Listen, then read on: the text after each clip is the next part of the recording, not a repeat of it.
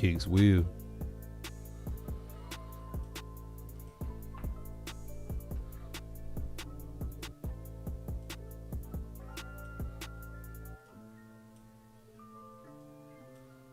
B Walker, what it do, player?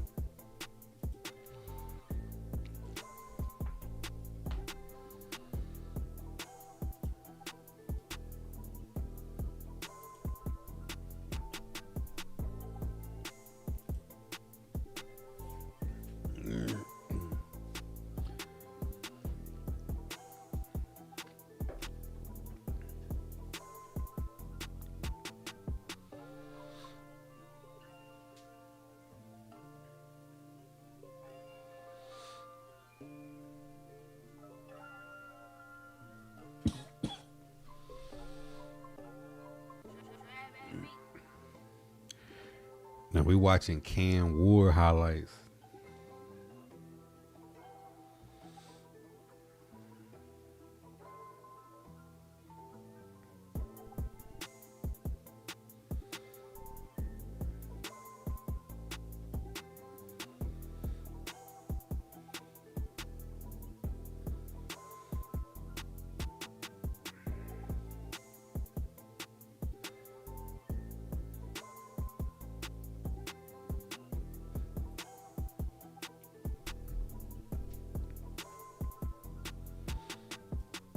All right, let's get into it, man. We back. Short hiatus. Earlier, if y'all missed the YouTube earlier today, I was in rare form with the phone call. I'm going to go back and clip that Jerry Jones phone call and make it its own video. It's definitely got to have its own sauce. Squav, ATL, what's good? Shout out to everybody tapped in on our social media platforms. But we bite. And not only are we watching Cam Ward looking slim, trim, in shape, looking better than he ever did, slanging the football, slanging the rock, doing what he do best, but updates have happened. I don't think the Tennessee Titans are going after Brandon Ayuk. Tennessee Titans have made it clear that they're going for high character, healthy players that are familiar with the coaching staff and people that they think can grow into the system upwards and outwards. Ayuk is like Diggs. He's gonna have to go to a team that's like veteran laden, that'll be able to handle the media circus that will surround him and the pressure.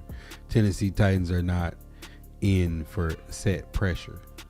But another move, today was a day where moves happen opposite of the way I thought, but it's in the right train of thought as far as what we know that Mike Bergonzi and Robert Saleh and Brian Daboll were looking for.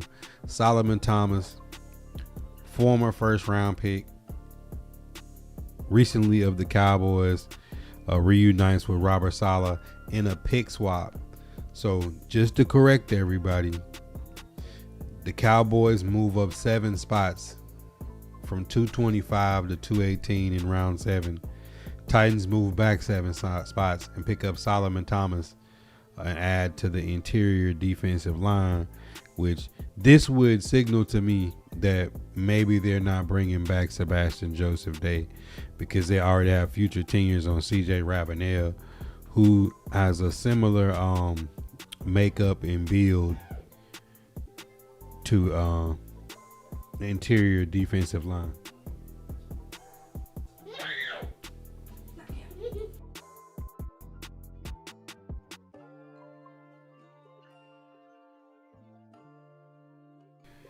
But biggest distraction always showing up, but we love CC when she come in here. What's good, John? So Cowboys and Titans make another trade, and now the only thing that worries me, because we added Solomon Thomas, Jordan Elliott to go behind John Franklin Myers and Jeffrey Simmons with CJ Ravenel, that would seem to signal that the Tennessee Titans have bolstered the interior defensive line But everybody's concern is still, even though we added Malik Herring, which I would have rather had Charles Omenihu from the Chiefs than Malik Herring. Herring to me is going to be the same as Truman Jones, another former Chief that's already under contract along with Jalen Harrell and Ali Gay. So to me, that may signal that Jahad Ward may not be back. Sebastian Joseph Day may not be back, and Darrell Baker Jr. signed a contract with the Dolphins today, and that would signal that that would let us know that they're not bringing back Darrell Baker Jr. The Dolphins called the Titans bluff. The Titans didn't take the $3.5 million tender on him, and the Dolphins picked it up. So those are the last moves that has been made, and Parham has been picked up. Uche has been picked up. Bradley Chubb has been picked up. Elton Jenkins. Tennessee Titans game plan has to unfold at what they had planned to do at center, because now Mr. Reliable Corey Levin has now left to go be with Bill Callahan in Atlanta. So that's one of the pieces that I had on the board that I thought would solidify the line. But to be honest, if we're going to be real with ourselves, with the moves that has been made, no Linderbaum, no Beatas, no McGovern, Lloyd Cushenberry's already cut, no Corey Levin, no Elton Jenkins, no Parham. I'm starting to think my thought process is saying that Jackson Slater and Austin Slotman may be the two people at center that the Tennessee Titans are going to stick with, and Cordell Volson and Garrett Dellinger will be right guard. So if you're implementing Cordell Volson to interior right guard, which from the tape that I seen is he played left guard, maybe they intend to do something like this. But even with this, I don't feel that's enough. I honestly feel like Tennessee Titans' real last ditch effort now is Wyatt Teller or bring back Zietler. They all but have to. Kevin Byers gone to the Patriots. Chig Okonkwo's gone to the Commanders. A lot of pieces coming off the board that you may have thought the Tennessee Titans would have made a push on. So they've addressed almost everything but edge and interior line in a major way. We know we could not fix everything in one offseason, but that's truly the one worry, because if the Tennessee Titans don't add anything else at edge, my hopes for Jeremiah Love is now starting to dissipate, because I can't foresee, if they don't add anything else other than Jermaine Johnson and Femi coming back, Malik Herring is not a starting caliber player, nor is Jalen Harrell, nor is Ali Gay, nor is Truman Jones. I'm starting to think the Tennessee Titans are, my dreams and hopes for Jeremiah Love is now starting to turn back into my original thoughts all along before I fell in love with the Jeremiah Love train, that it's going to be edge rusher, Arvell Reese, Ruben Bain, or David Bailey. Kyle was good. Yeah, Osa gone to the 49ers. Becker Rabbit was good. John Mechie to the Panthers. Panthers making some splashes. Yeah, I'm really not a big basketball guy anymore. John, I seen Bam Adebayo's 83-point game. I'm really focused and locked in on this free agency to see if the Tennessee Titans are able to add edge. My hopes was going to be that they was going to have enough rotational edge pieces that they could afford to pick at 35, 66, or 101 with edge in my latest mock draft. But if they don't add anything else to the interior to the exterior edge rusher position, I'm really starting to think that Jeremiah Love may be off the board. Now, here is my Hail Mary. My Hail Mary is I'm wrong My Hail Mary is I'm wrong, and we're thinking traditional edge. Maybe the Tennessee Titans, by bringing in Solomon Thomas, Jordan Elliott, and having C.J. Ravenel, maybe they're getting Jordan Elliott and Solomon Thomas to play inside, and John Franklin Myers and Jeffrey Simmons are going to be moved outside with a more stout defensive line, and Femi and Jermaine Johnson are going to rotate on thirds. That's something to think about if they wanted to go with a bigger, beefier line where Jeffrey Simmons and Franklin Myers sometimes played power edge. We've seen teams do that. The Chiefs used to do it by lining Chris Jones up any and everywhere on the outside and inside. That's something to think about. However, I just got to feel like we're too thin at edge to pass Arvell Reese or Ruben Bain if they hit the draft board come draft night, which would mean that Jeremiah Love would be off the table. And then you start looking at some of the other backs in the draft. A lot of people like Mike Washington, as Nick Singleton, Taylor from Virginia, Henry from UTSA. It's some guys I like in the later rounds at running back if they decided to keep Tony Pollard and Tajay Spears on their last years and go to the draft in the later rounds and pass on Jeremiah Love. But this is a big concern for the Titan fan base. What their plan for center and right guard is, and what their plan is for edge rusher. Big Jeff, what did it do? Danny Dimes not only is getting $88 million in 2 years, he's getting $50 million in the first year that he asked for. It's a big roll of the dice for the Colts. You could have went and got Kyler Murray. You could have went and got Kirk Cousins. It's a few people that you could have. You could have tried to put a package together to get Mac Jones.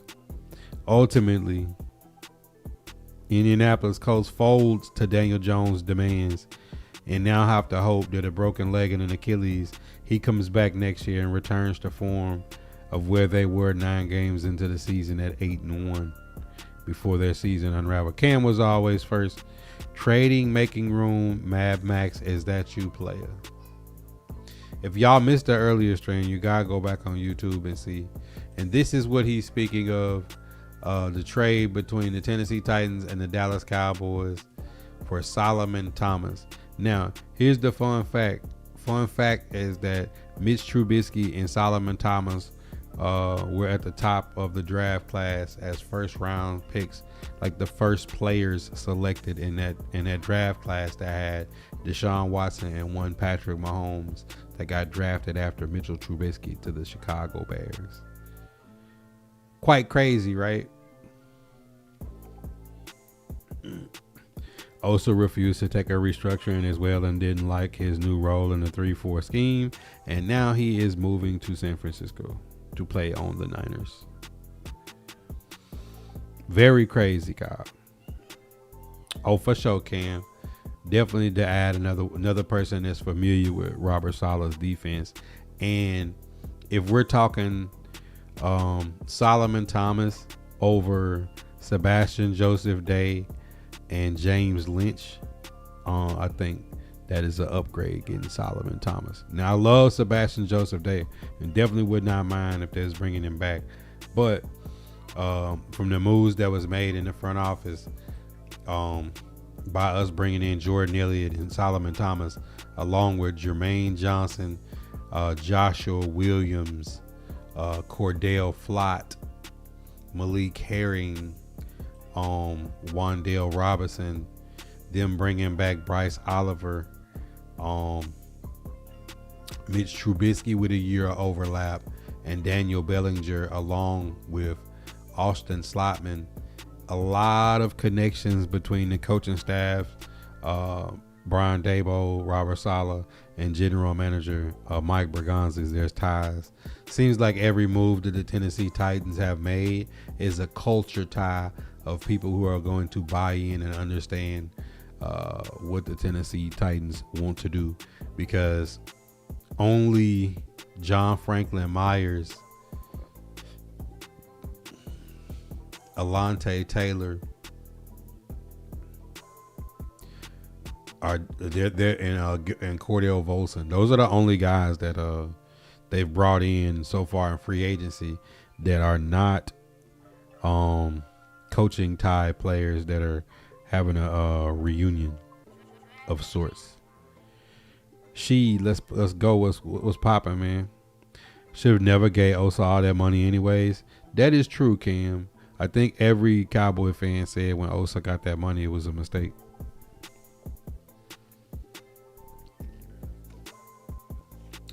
I didn't see anything about Bane's pro day, but I will say that as much as I like Bane, the direction that they're going, I could see David Bailey or Arvell Reese being more of their play, because Jermaine Johnson is a power guy, Femi's a power guy, Jeff Simmons is a power guy. There's no finesse guys. Jalen Harrell and Malik Herring are power guys. Truman Jones, Ali Gay, Solomon Thomas, Jordan. Everybody they're getting are power guys. Now you could say, Buddha, you're looking at it wrong. Maybe they go Ruben Bain because they want another power guy and they just want all power rushers to be more stout. Or you need that curveball. You need that closing. You need the Mariano Rivera. And maybe Arvell Reese or David Bailey more fits what they want to do in Nashville at pick number 4. All right, since this is second stream, I'm not going to just ramble. I wanted to get through the things that I thought was important today, which is Titans have not addressed interior offensive line. A lot of players came off the board today that I thought they might go after. Bradley Chubb, Parham. You've seen a lot of people come off the board. But ultimately, interior offensive line and edge are two positions that we'd like to see addressed, especially seeing Darrell Baker Jr. getting picked up by the Dolphins, which wouldn't be hard to replace, because you could turn around and say we'll let Darrell Baker Jr. go, and instead of bringing back Baker Jr. for 3.5, they took a tender on Kair Elam and made Elam the 6th cornerback on the roster instead of Baker Jr., which would be a higher ceiling and upside if you could get the potential out of Elam as a rotational cornerback. But them bringing back Bryce Oliver and watching Byard go reunite with Mike Vrabel, watching Chig go to the Commanders, watching Corey Levin go to the Falcons, some people that we thought would be some of the better players, depth level players that were on the Titans last year that we thought for sure would be back. Baker Jr., Levin, and Sebastian Joseph Day. Most of these guys have already signed contracts elsewhere.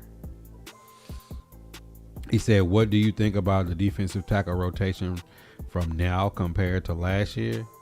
I would say last year with Sweat and the way we ran our rotation, Sweat started the season on IR. He's a nose tackle. Jeffrey Simmons obviously played with Shy Tuttle, Sebastian Joseph Day, James Lynch, CJ Ravenel in a rotation on the interior. So it's basically Jeff and those guys. And then at edge, Draymond Jones didn't pick up until midway through the season. And after he picked up, they traded him at the bye week to the Ravens. He had a good season. I think he may have had 3 or 4 games in a row with a sack. Arden Key was in and out of the lineup. He had a couple decent games rushing the passer. He's on the Colts now on a 2-year, $20 million deal. Then you had Jahad Ward, who I thought was the most consistent edge on the team last year, with Jalen Harrell and Truman Jones playing pretty good in spell. But not the most talented guys. And then when you think about Femi Oladejo, second round pick, whom we traded with Seattle, and they got Emin Warrior, and we got Femi and Kevin Winston Jr. for trading back because we didn't have a third. Femi was really good at setting the edge. And he was starting to learn to put pass rush moves together because he was a stand-up linebacker in college like Arvell Reese and converted freak athlete to edge. And he got hurt in the Raiders game in week 5 and didn't come back. Was on IR. So this new rotation looks healthier. It looks more stout.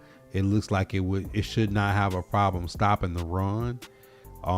It looked like it will use power and 2-man game stunts, and maybe with Alontae Taylor, Cordell Flott, and Marcus Harris all being guys that could play in the slot and the nickel, along with Kevin Winston Jr. walking up in the box.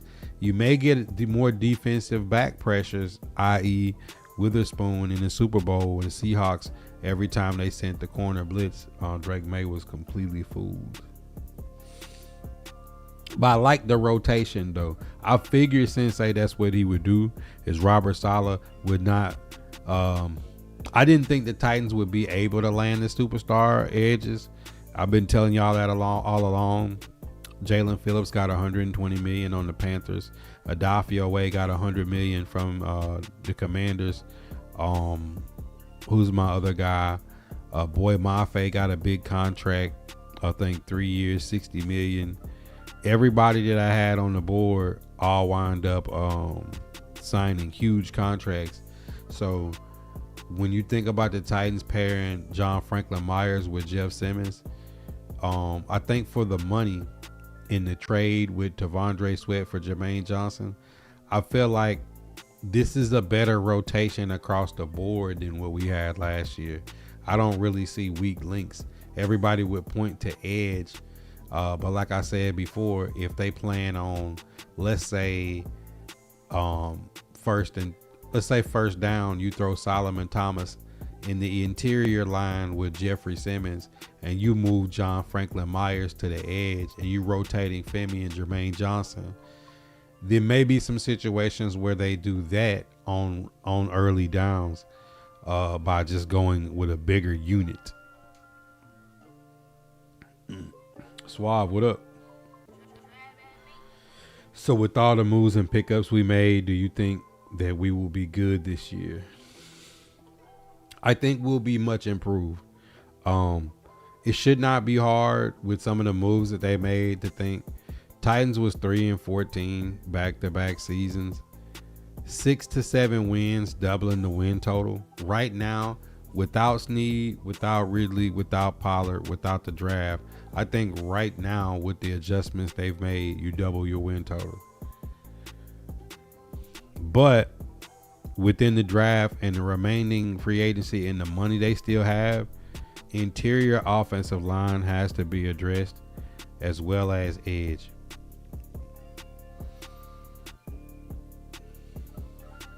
And who knows, they may have a trade partner for Snead or Ridley or Will Levis already, and we just don't know, and they're holding it close to the vest.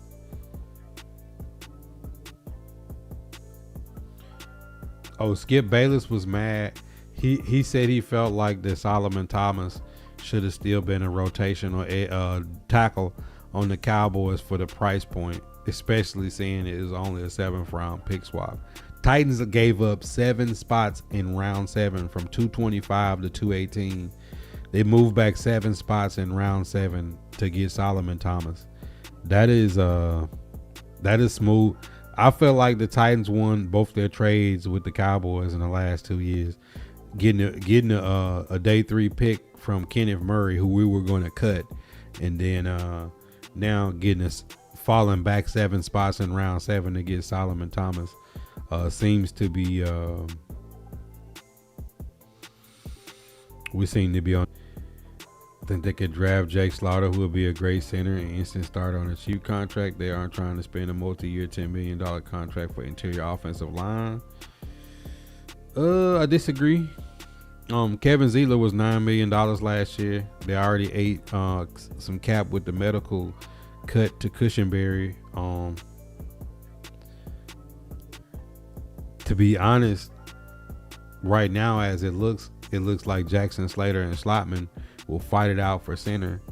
That would put in an incredible amount of pressure on the offensive line coach and Dabo to get Jackson Slater or Austin Slotman ready to start for 17 weeks. And then with Corey Levin being picked up by the Falcons, we gave $9 million to Zeitler last year, and they're gonna extend Skoronski. So I don't see a way where, if the Tennessee Titans already still have almost $50 million free in cap, still have 9 draft picks, still can trade Will Levis, still can make a move with Calvin Ridley, Tony Pollard, and L'Jarius Sneed to either free up another $30 million in cap or find a trade partner, which I highly doubt. But stranger things have happened. I wouldn't have a problem if the Titans have $50 million in the bank, if the Titans are going to cut at least two of those other players I previously named, which June 1st on Ridley is like 16 to 18 million. If you cut Sneed after his physical, whether he passes or fails, that adds 8 million to the cap in free money that we can spend. And then Tony Pollard, if you intend to go with another running back, if you cut him, you only eat 2 million, you save 7. So that's a lot of money to say. Who wouldn't cut L'Jarius Sneed to bring in Kevin Zeitler or Wyatt Teller at right guard right now? And if you're looking at that on the board, if you told me right now that you was gonna go do something like this, if you was gonna take Wyatt Teller and give Wyatt Teller $10 million to play next to J.C. Latham, and then you had Cordell Volson and Garrett Dellinger as backup guards behind Peter Skoronski and Wyatt Teller, and then you said you're going to have a competition between Slotman, Slater, and in my mock draft, day 3, Pat Coogan from Indiana Center. If you went that feels better than where we are right now of saying either Cordell Volson, Jackson Slater, or Garrett Dellinger will play right guard, and then we'll be down to Austin Slotman and Jackson Slater at center in Cam Ward's year 2 in a new offense. That's a lot to handle, especially seeing as we missed on Linderbaum, Biotis, McGovern, Posick, Parham, and Elton Jenkins. Like, I just knew we were going to get one of the top centers off the board, and we didn't. So it puts us in an odd spot right now. So I have no problem with the Tennessee Titans if they wanted to spend $10 million on Wyatt Teller at right guard, or if they wanted to spend 6 to 8 million on bringing Zeitler back, knowing that you'd only be replacing one starter, and that's at center, and your center has missed most of his first 2 years in Nashville anyways, in Cushenberry. That wouldn't be a big of a deal as if we're sitting now saying you're gonna have a new starter at center, and then you're gonna have a young guy at right guard. Teams would overload that gap and make them make bad decisions. Q, appreciate the love on all the offline content, my boy. I seen you, and you are greatly appreciated. Yeah, the Levin signing hurt my heart. Who knew that Mason Kinsey would still be on the roster and Corey Levin and Darrell Baker Jr. would be gone? Who knew?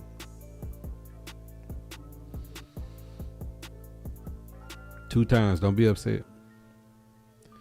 Henderson at 31 years old a 31-year-old edge rusher doesn't bother me. When he played full seasons, back-to-back 17 and a half sacks. Think about it, T-Town Brown. Jalen Phillips probably had a handful of sacks a year. I don't think Jalen Phillips has ever had 10 sacks in a season, and he just got 4 years, $120 million. I know he's younger, but I still think you're paying for value that Trey Hendrickson, you can trust, going to be able to get after the QB. If we take Reese and sign another DN in free agency, bank on Reese to be that superstar edge while stuffing the run consistently with an interior pass rush, the new QBs, the new cornerbacks can be a top 5 defense. Could be, but here's the deal. I think the Jets are going to take Arvell Reese at 2. I think the Jets are going to take Reese at 2. I think if the Jets take Reese at 2, the wild card is what will the Cardinals do? Wild card is will the Cardinals trade out of 3 like they did a few years ago when C.J. Stroud and Will Anderson got drafted back to back to the Texans? Could happen. Titans are cooking in free agency. We're just all worried about interior offensive line and edge. If we would have been, like, let's just say, I'm not even saying Max Crosby or Trey Henderson. I wasn't even saying Boy Mafe or Dafiel Way. I knew Jalen Phillips would be a stretch with him coming off the Eagles. We talking Bradley Chubb. We talking Uche. We're talking any decent established pass rusher that has had more than double-digit sacks at least once in his career to go with Jermaine Johnson and Femi Oladejo with Jalen Harrell. We would feel so much better knowing that we could go best player available at 4. So here's the deal. You have to consider all circumstances. Mendoza goes to the Raiders. Let's say the Titans brass really wants Arvell Reese, and Arvell Reese is the only edge they would take at 4. What happens if the Jets take Arvell Reese at 2, Cardinals trade out, and the team that trade out trades in to pick at 3 and takes David Bailey? And what if the Titans brass wanted Bailey and not Bain? What if they're already out on Bain and Bain falls and you wind up picking Carnell Tate, or you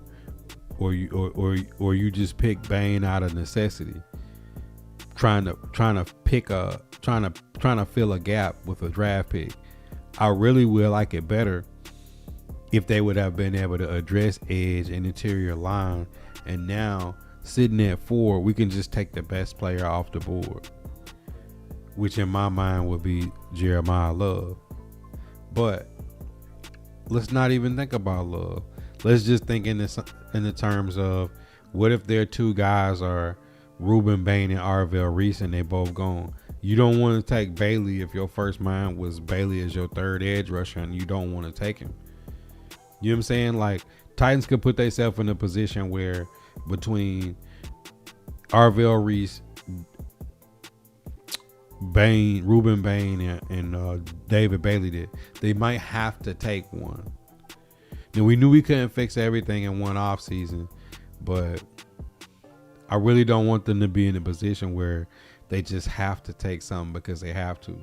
And to me, we're getting that way with interior offense. Like, if Wyatt Teller and Kevin Zeitler come off the board, I'm going to start sweating. I am.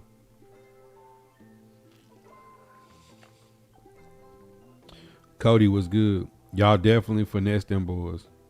If you didn't see my earlier stream, Cody, go to my YouTube and watch the video with Jerry Jones on the front. I had so much fun laughing at y'all fleecing the Raiders. I'm okay with keeping Pollard if we get a true running back 2. Spears isn't enough. He's a running back 3 at best. Here's the thing, Sensei. The reason why I wanted to get a running back this year, Tony Pollard's on his last year. Tajay Spears is on his last year. That's a $9 million running. We're gonna pay Tony Pollard $9 million if he plays. If you make a different move, you cut him, you save $7 million, and you only eat $2 million getting rid of Pollard. Spears is on his last year. Khalil Mullins, I like what I seen of him late in short yardage, but I don't know how much of the offense he can take in. But Julius Chestnut is for sure gone in my mind. If we bring in Pollard, Spears, and Mullins back, if we're going by your thought of having a true running back two with Pollard and pushing Spears down to a third down back, the problem with that is Tyler Algier was on the board, Rico Dowdle was on the board, Chris Rodriguez was on the board. It was a lot of solid option two type of running backs. Isaiah Pacheco goes to the Lions. David Montgomery comes to the Texans with Woody Marks. You got some veteran running backs like Joe Mixon and Nick Chubb out there, but if you wanted a solid running back too, I would have much rather the Titans took a stab at Rico Dowdle or Algiers. If you wanted another solid running back, now it's starting to get down to where like you're going to have to swing and hit a home run in the draft at a couple positions. Yeah, we definitely want a fast, aggressive defense. For sure, Cody. You think Wyatt Teller's going to Baltimore? For Lele out, y'all got the money freed up with the restructuring. But if the Titans don't bring back Kevin Zeitler, who they said they see, this is the problem. They said they prioritized Chig Okonkwo and Kevin Zeitler in free agency. They signed Bellinger to $8 million a year. Chig just signed $10 million a year in Washington. If $2 million a year really is a big deterrent, I can't buy into their thoughts that Chig Okonkwo was a priority re-signing, right? Same with Zeitler. If we're watching all these players come off the board, if Kevin Zeitler truly was a priority of the re-signing period for the Titans, Kevin Zeitler should have already be under contract right now.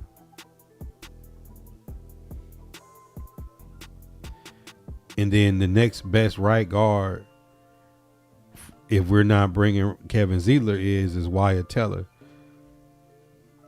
Unless they really plan on Volson, Jackson Slater, and Garrett Dillinger, between those three, that one of those guys they feel like is the starting right guard. But then even if you do that, all you have is Austin Slotman at center with no Corey Levin, who in my mind played better than Lloyd Cushenberry last year. He said if those edge options aren't there, we trade back. We can fill more needs, pick up a second for a first swap, could go interior offensive line with that extra second. We not dying for cornerback, nor we'll grab a wide receiver in round 2. I have that in my mock draft, but here's the thing. The Cardinals are a wild card. That with them getting Gardner Minshew and Brissett at quarterback and them signing a bunch of running backs, we know they're not going after Jeremiah Love, and we know they're not drafting a quarterback at 3. Cardinals are in a prime position to trade back before us. So if the team that wants to move up trades up to 3, they could take that trade off our hands, and we could be at 4 with no real suitor to trade back. I don't see the Cowboys giving up 12 and 20 to move up. I don't see the Chiefs giving up 9 and 29 to move up. The Rams have already spent their second first round pick on McDuffie. So I just don't see the world of who is it that wants to trade up to 4 that wouldn't just go ahead and try to trade up to 3 with the Cardinals. For sure, Cody. David Montgomery was missed. Yeah, I mean, he went to the Texans, and him and Woody Marks will be a good 1-2 punch.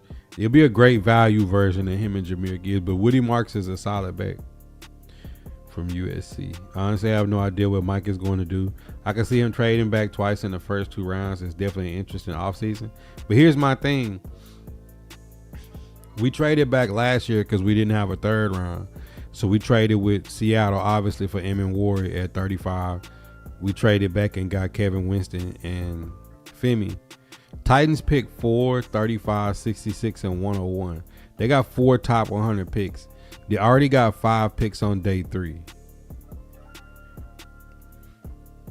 There's a point in day 3 where they pick 142 and 144.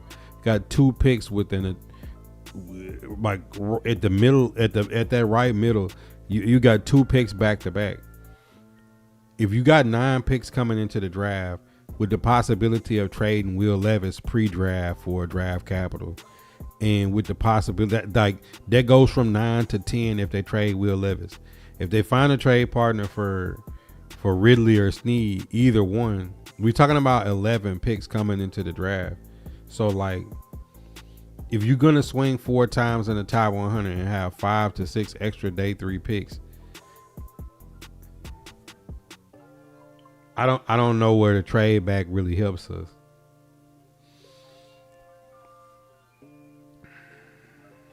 Last year it made sense. This year you need to pick the player. Unless somebody give you an offer you can't refuse.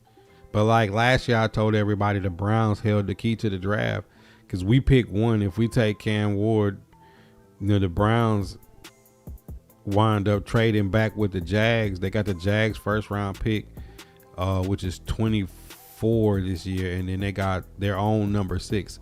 So Browns got 6 and 24. The Raiders had 1 and 14, but 14 went back to Baltimore. So now the Raiders got 1. The Rams had 2 firsts, but traded with the Chiefs. Now Chiefs have 2 firsts at 9 and 29, and Cowboys got 12 and 20. But I don't see any of those teams with a real need to trade up to 4 that wouldn't just trade up to 3 with the Cardinals. Zay was good. D4, what up? I know it's early, but if the Titans stay healthy and mesh good together, they can win the AFC South. I'm not even looking to that. I seen Cam Ward throw passes today, and he looks good. He looks like he's lost a little weight and muscled up a little bit. Looks a little bit more lean. You add in Tommy Townsend, the best punter on the market. You bring back Joey Slye, Morgan Cox. Special teams unit looks better. Defense looks better. Outside of the one worry of edge, and the offense has improved, with the exception of what is the definitive stance of interior offensive line. So until a few more of these things are addressed and we hit the draft, I'm still not sounding the drum yet. Q, how do I feel about the Chiefs? Chiefs are doing what a team in the Chiefs position should do. They moved off of Jalen Watson, Josh Williams, and McDuffie. They got 2 first round picks, one at 9, one at 29. They went and got Kenneth Walker, which will really help Patrick Mahomes coming off of an injury, having a running back he can depend on. Travis Kelce comes back. No suspension this year to deal with for Rashee Rice. And then I could see the Chiefs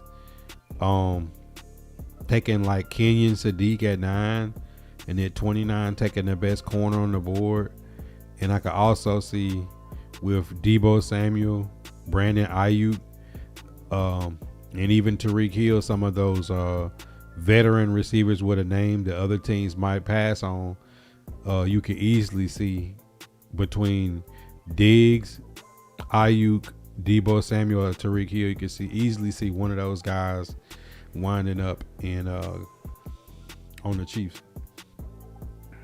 Then if they go Kenyon Sadiq at 9, that solidifies behind Travis Kelce for the future. That they got a absolute showstopper at tight end. But it's interesting because the Chargers have a lot of money.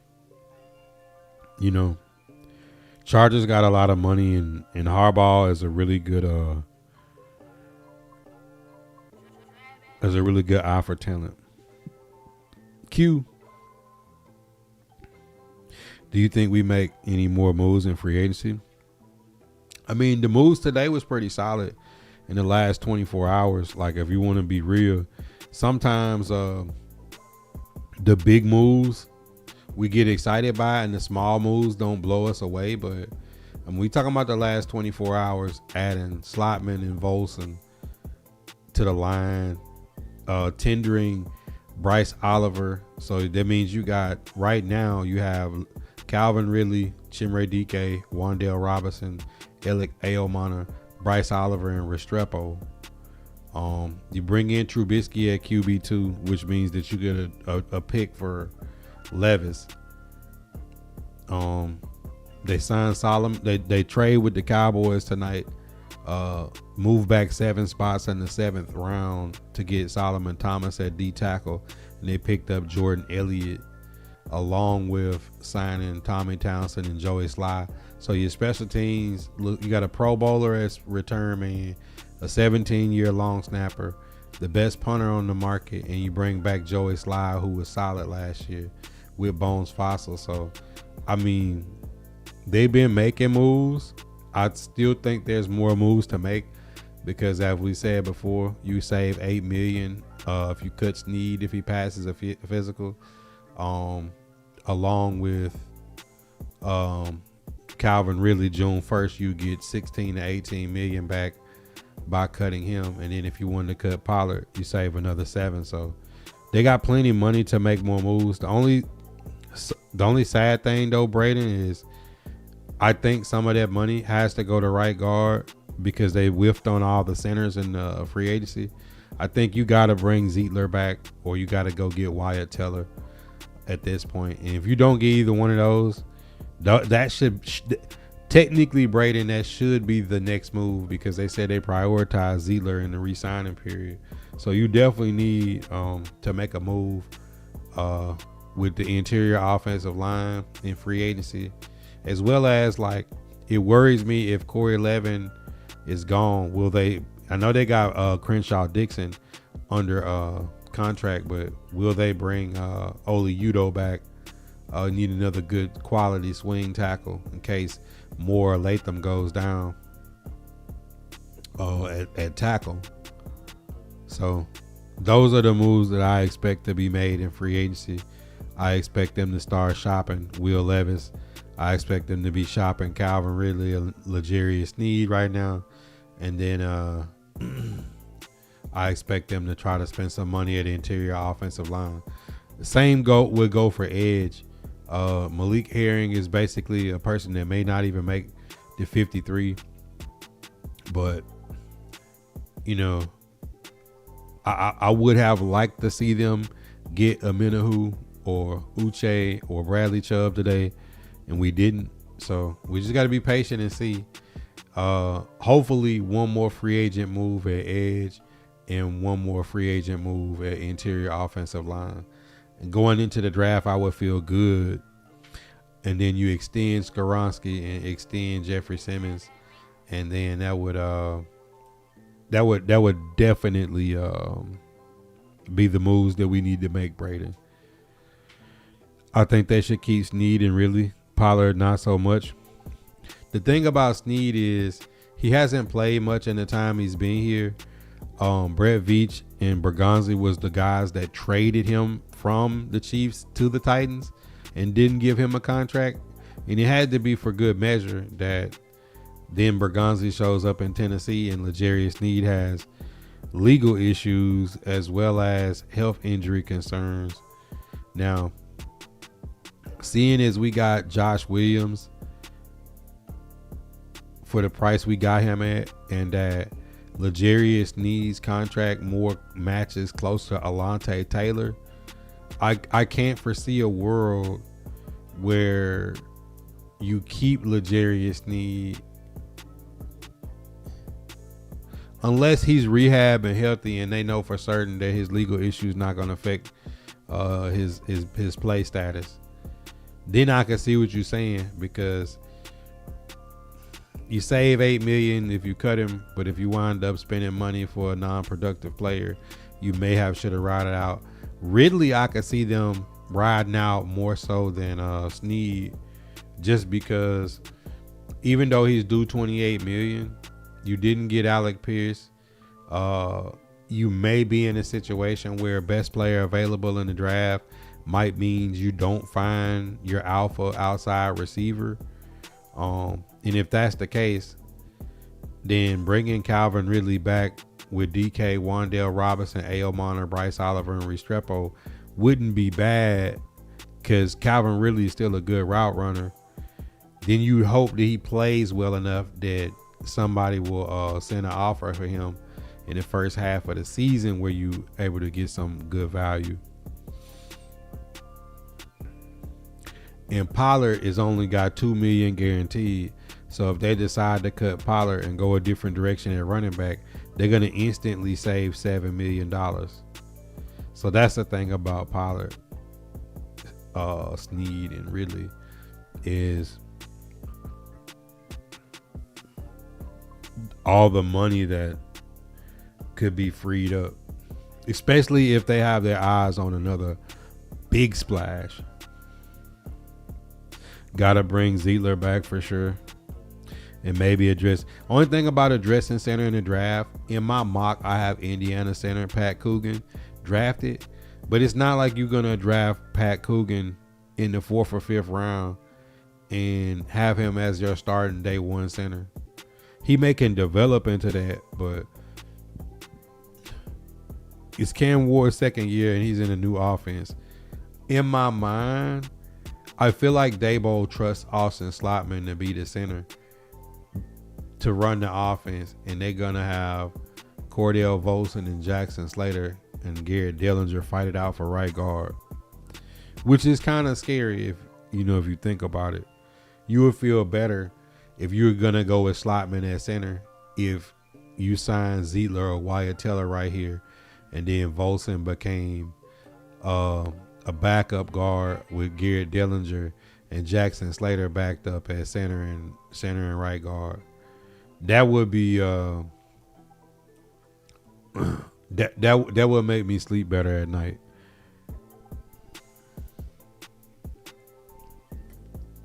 Yeah, a lot of people like Ebiketie,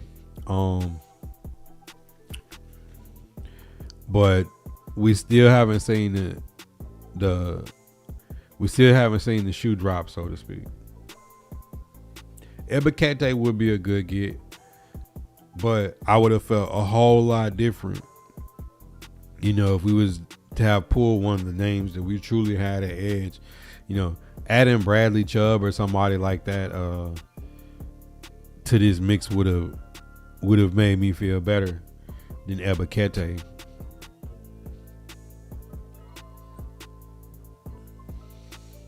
Because then I feel like we're settling.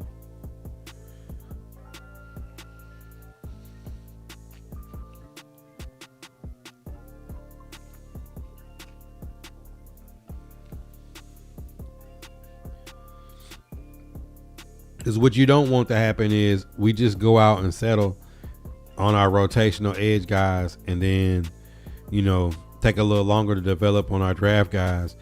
And Draymond Jones has a year in New England. And then we are going to be sitting there scratching our head if Arden Key balls out for the Colts.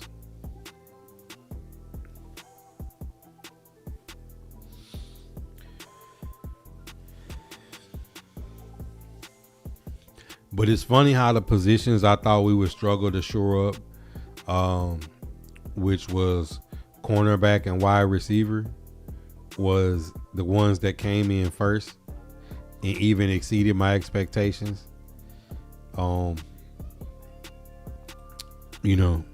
But honestly, looking at it and seeing where we're at, that interior offensive line and edge rusher were going to be the two biggest holes. I wouldn't have guessed it. All right, that's 55 minutes. We almost an hour in. Questions have been great. We're going to continue this shop talk. This one will go up in the morning, and we'll continue this conversation. But we're about to switch over and get on some Fallout. I'm going to take a 60-second break to get myself together. When we come back, we're going to be hunting some ghouls. Hit that subscribe, like, comment, share. Tap into the daily uploads at 7 a.m. Central Standard Time. If you missed the live streams, we got picture in picture. And if I don't get to any questions during the live streams or the pods, drop them in the comments. I'll make it part of the weekly mailbag. If you're following on the blue, smash those reactions. I know you're an OG. Hit that like, comment, share. Tap into the daily content that is the shop. If you're new to the shop, you definitely should be tapped in on the green. No ads, up to 50 emotes free for just being a follower. You do not have to be a supporter to unlock. Picture in picture, late night streams. Follow us on Kick. We also live on Twitch. Look out for the drops, as well as if you have Amazon Prime, it's free $99 to sub to the channel once a month. Don't let Jeff Bezos stick that money back in his pocket. If you don't use it on the shop, use it on another content creator that you like. I still call it Twitter, but follow us on X. We tweet back. If you missed the daily shop talks, make sure you tap in for the late night cap on the purple and the green. The Discord is always open. Outside of subs, donos, and cash apps, is also another way to support the content. That's by grabbing a trucker hat, a bandana, hoodies, classic barbershop, Vibe Nation, right out of the official merch store on Tactic, formerly known as Geeks Unleashed. Code Buddha at checkout to get a discount.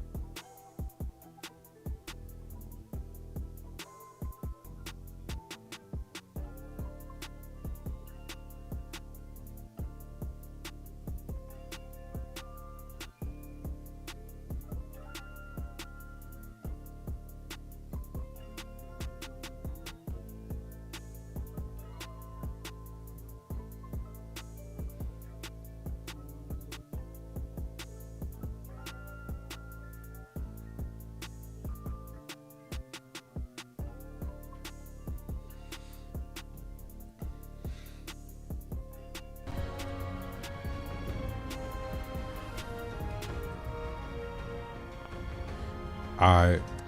So what do I think of people saying we overpaid for Wandale? Hit that subscribe, like, comment. I bet my eyes at him. We said Wandale should be in the $15 to $18 million range. He's the best Titans slot receiver they had, most athletic since Khalif Raymond in the 20 season. So in the last 5 or 6 years, he's the best slot receiver we fielded. When we had AJ and Julio, we had Chester Rogers, Eric Decker, Kyle Phillips, Tyler Boyd, and Tyler Lockett. We now have a true slot receiver that was a 1,000-yard receiver last year. It's one of the most athletic football players in the NFL, and we got him in that 15 to 18 million range that we wanted. And anybody that said we overpaid, tell them to go look at the contract. Only $38 million of his contract is guaranteed, and that's basically money spent in the first 2 years. So when Calvin Ridley is due $28 million next year, and everybody else on your team is Bryce Oliver in year 5, which is basically a tender league minimum player, and Alec Almonter and Shem DK are fourth round draft picks that are not drawing any money. Undrafted free agent and Xavier Restrepo. You look at the Titans receiving core, there's literally no money invested into it. And if they cut Calvin Ridley, you know, the Patriots spent more money on Dobbs, because more of his contract is guaranteed. Just look around the league at Christian Kirk's deal when he came to the Jaguars was 3 years, 75. He's getting $25 million a year to play the slot. After they make their move with Calvin Ridley, the Tennessee Titans are gonna literally have hardly no money spent on receiver. Alec Pierce just got $30 million. T. Higgins and Jamar Chase. Look at their contracts. Look at CeeDee Lamb and George Pickens. Look at the amount of money that some of them guys getting paid at receiver. So, the Tennessee Titans spend a few dollars on Wan'Dale Robinson. Bro, they definitely didn't overpay. Now, people were reporting that the Titans were going to pay $25 million a year for Wan'Dale. And then he comes out making $7 million a year less than what people were early reporting. Now all of a sudden we overpaid. When it comes to the Titans, everything we do, people are going to be like overly critical. They're going to say we drafted too early. They're going to say we overpaid for any decent player we get. Like, how can the Titans be overpaying for players and then have the most cap space in the league? That dog really don't hunt.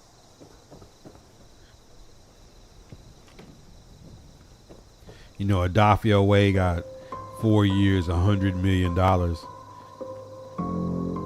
Adafio Way have, a 15, 20 sack season under his belt? Jalen Phillips got $30 million a year. Has Jalen Phillips ever had 10 sacks in his career? But then again, if the Titans get a 1,000-yard receiver, $17 million a year is too much for a 1,000-yard receiver with a number 1 overall pick at quarterback that needs a solid target. I mean, we just watched the Commanders give $10 million a year to Chig Okonkwo. Happy for Chig, but Chig Okonkwo is getting Travis Kelce money now.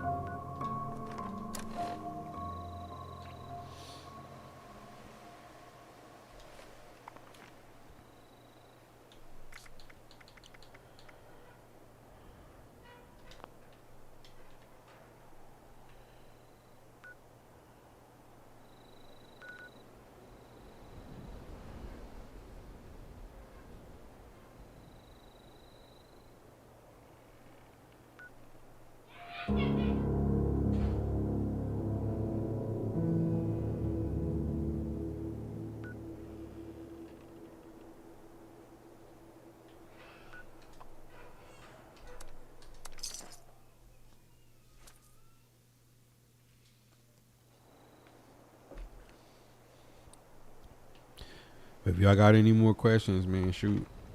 I'm an open book. Y'all know I'm an open book.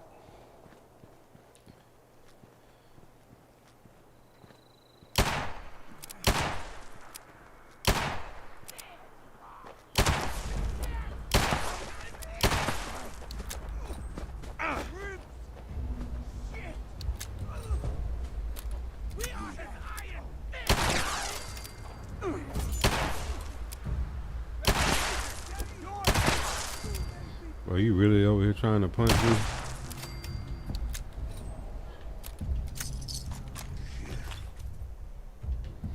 Bro, you really over here trying to punch me?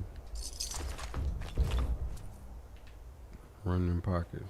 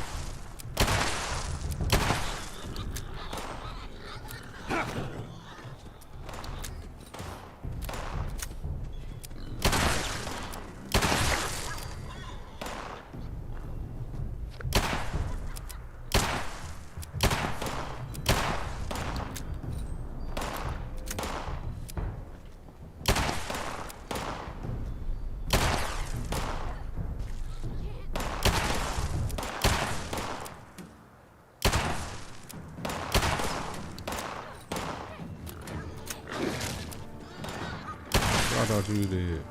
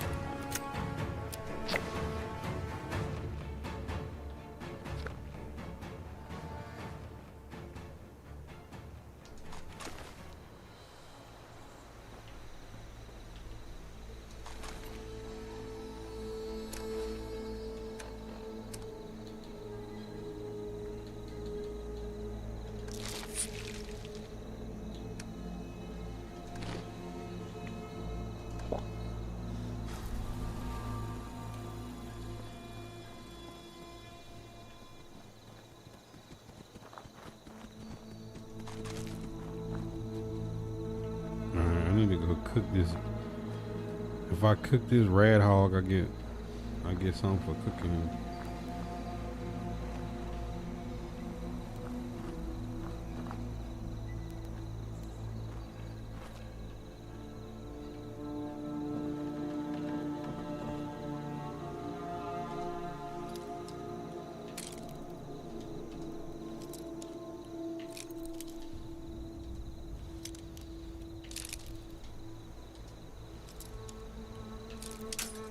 Ah.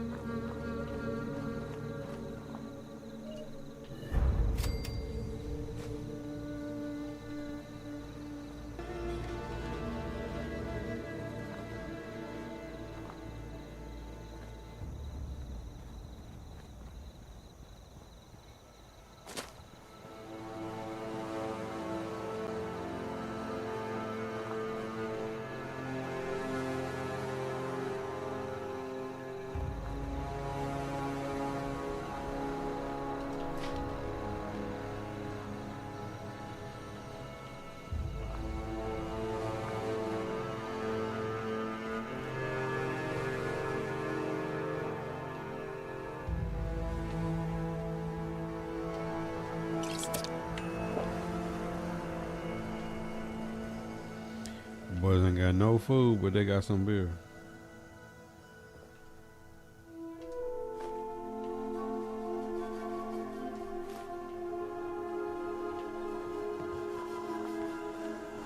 Y'all ain't got no.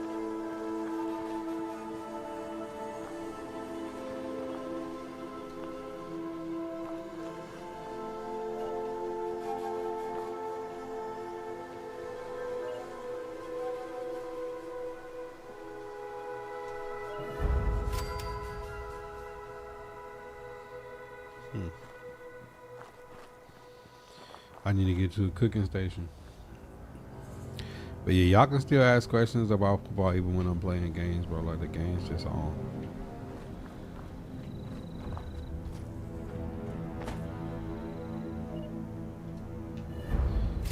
How's the intel in the doghouse? These people is wild in a post-apocalypse. What y'all got? Get that money up out you. Oh shit. Deathclaw. Okay.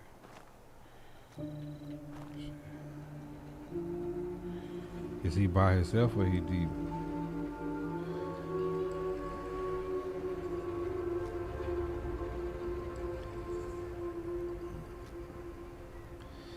Is he by himself or is he deep?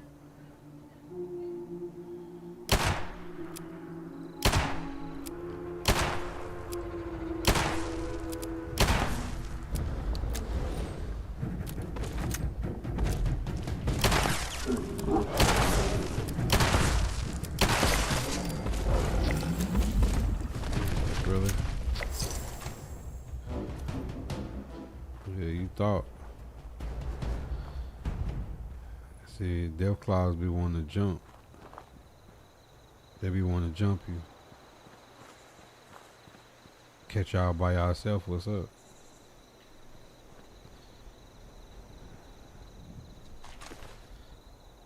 They're 556 real code. Somebody gotta have a little barbecue pit around here.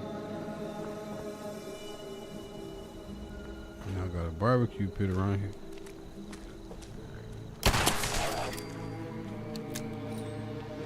Bro, you couldn't have known. The way you got up like shit was cool.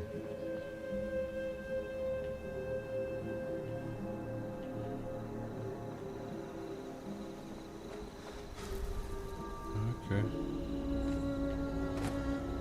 Hey, I need a barbecue pit. I need to cook that hog. I get something for cooking that hog.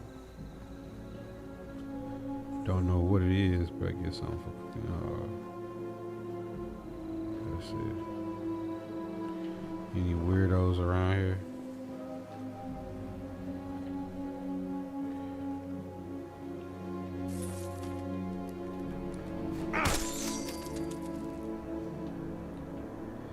I got no time to be dealing with no roaches.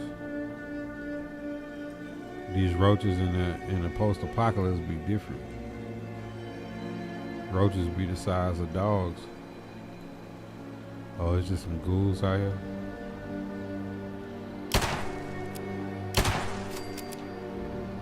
Hit you from a distance.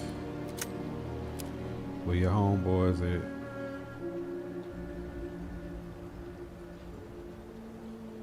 Okay, it's a cooking station. I can cook me some bacon. Okay, what's going on in here? Wanna buy some junk? No, I want to sell you some.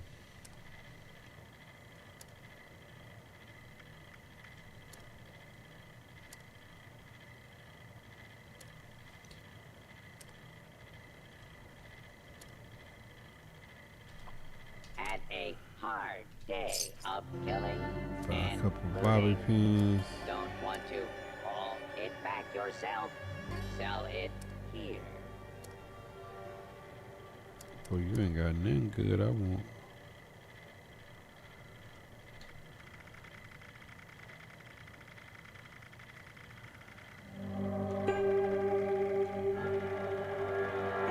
Please don't stab other customers while they shop.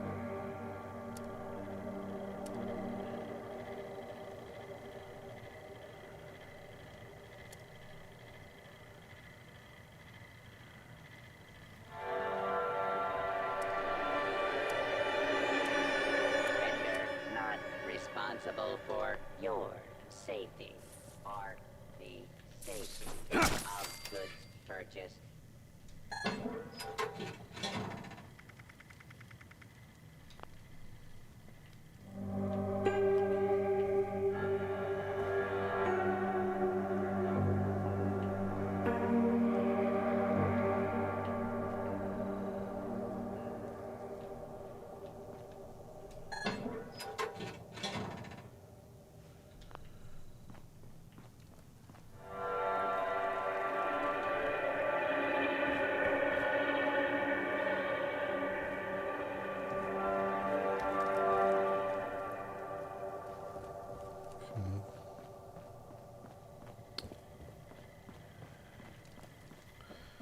Go ahead. Cooking station.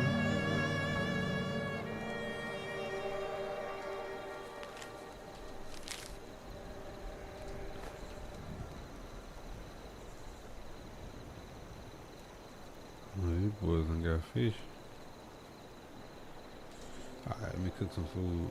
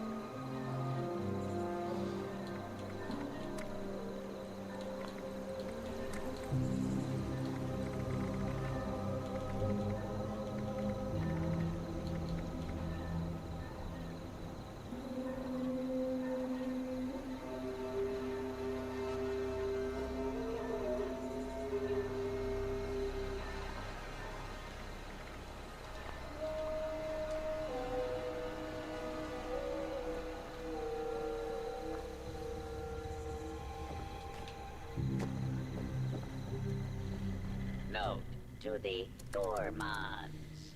Human flesh is not acceptable tender here.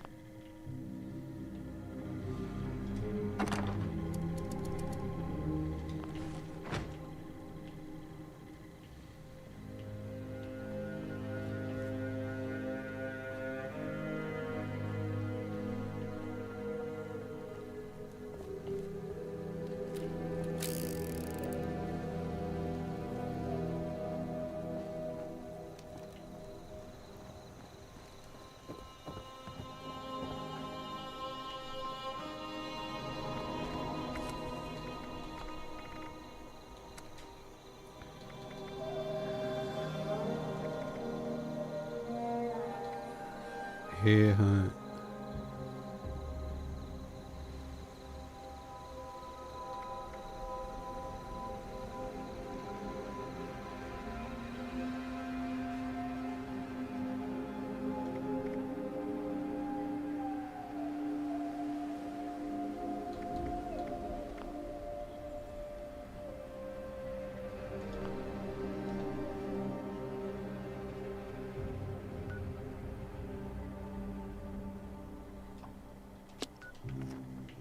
Okay, I guess we roll down there.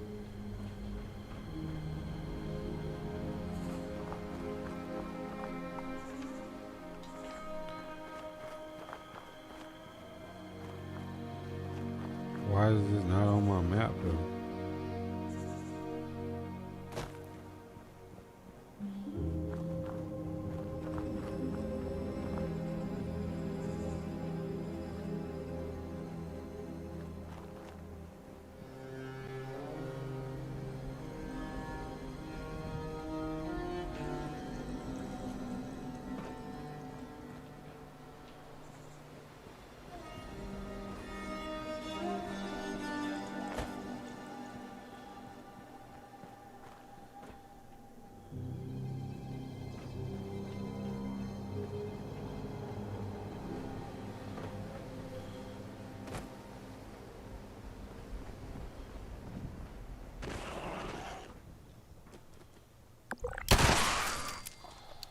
Oh, leave me alone.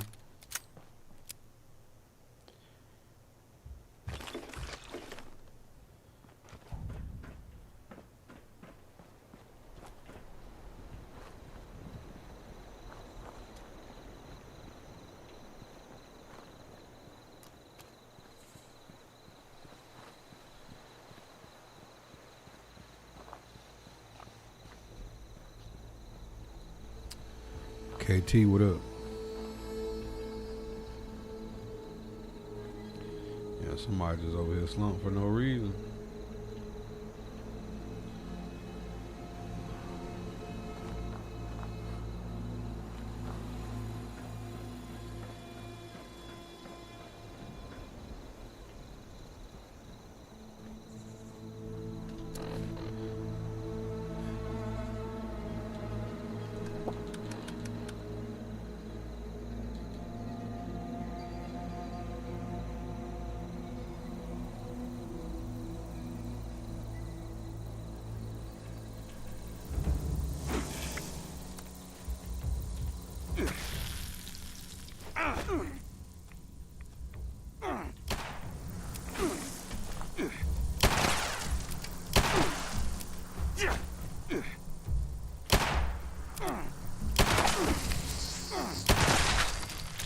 Bro.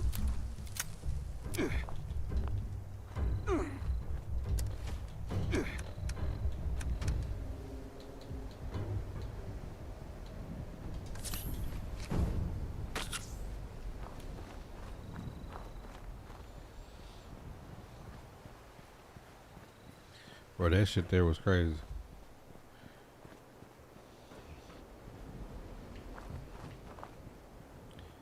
Alright, this gotta be like one of the legendary ops. Right here. This need to be like a legendary op. There's more dead people. Bro, the apocalypse was rough on some folks.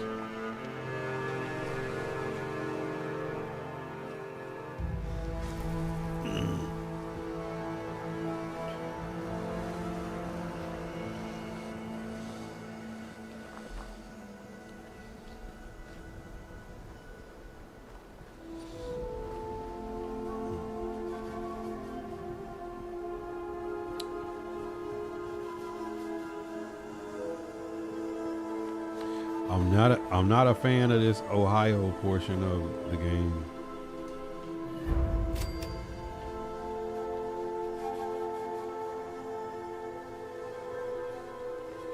It's not much out here.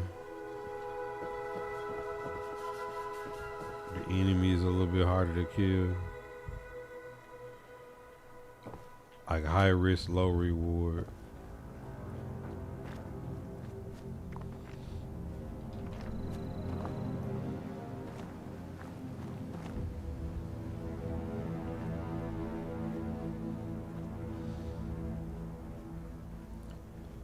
Definitely going up top.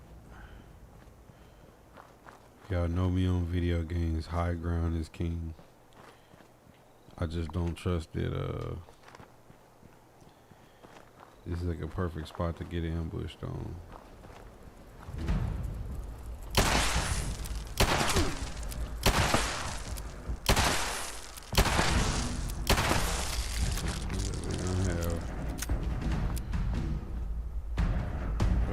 Got homies. Don't run.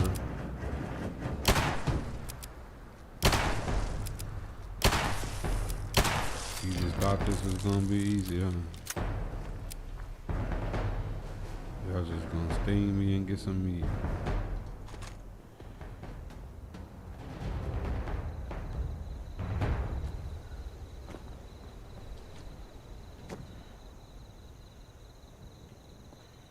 Like I've been here before.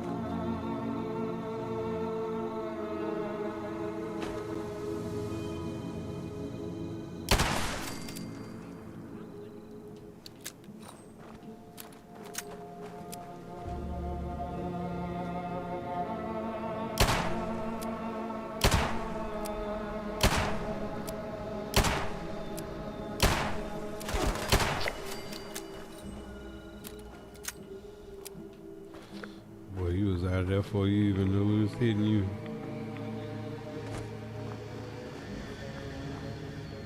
Target of interest eliminated. Issuing combat commendation.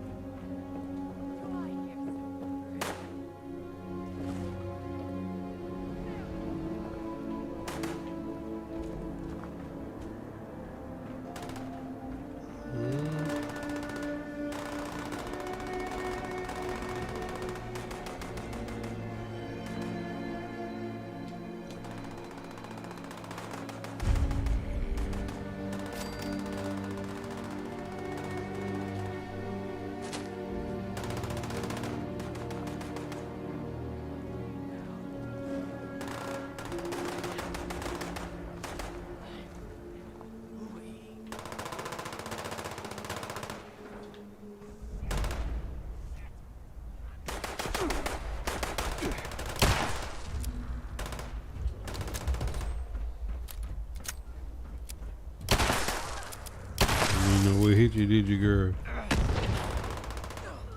Run me them pockets.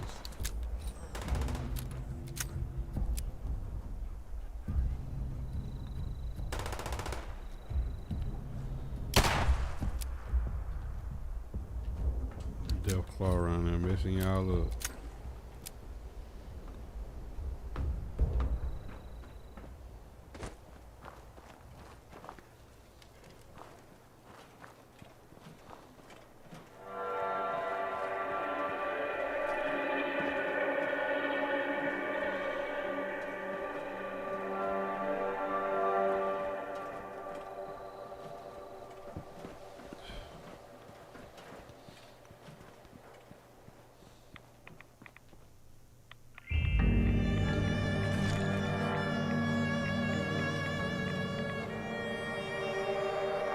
Protect and serve.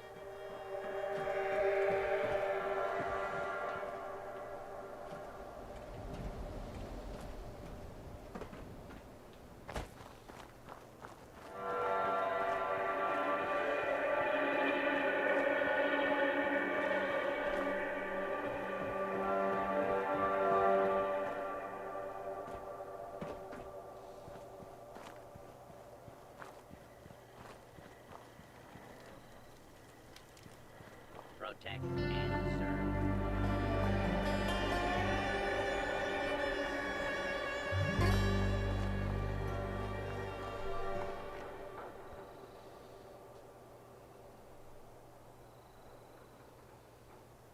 Bro, this shit here is like so far away.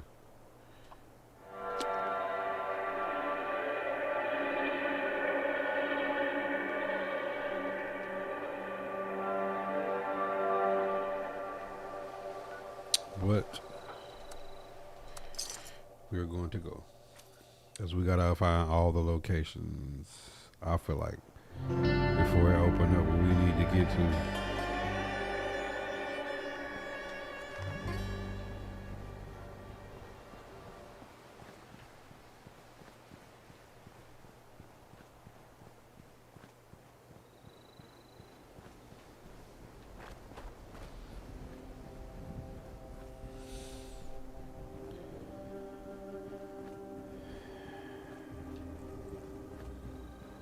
Bro, Ohio just look bad, bro.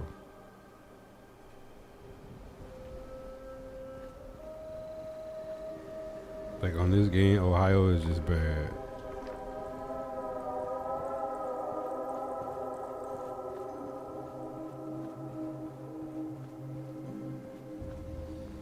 Like Ohio definitely got hit with a real nuke.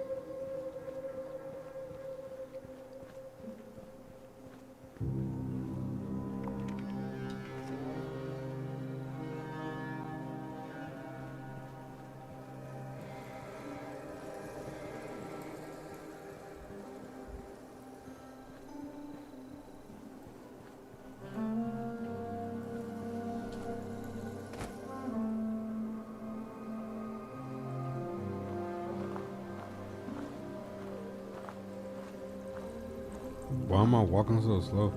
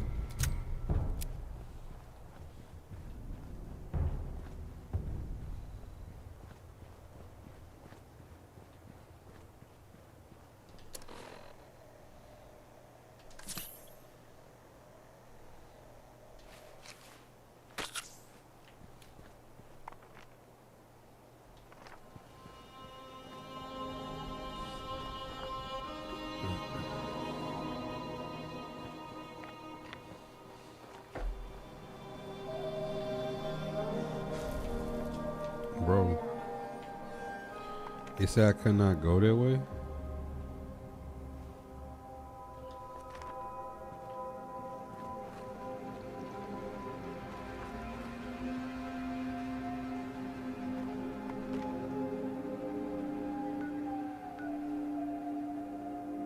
Well, how do you get over here then?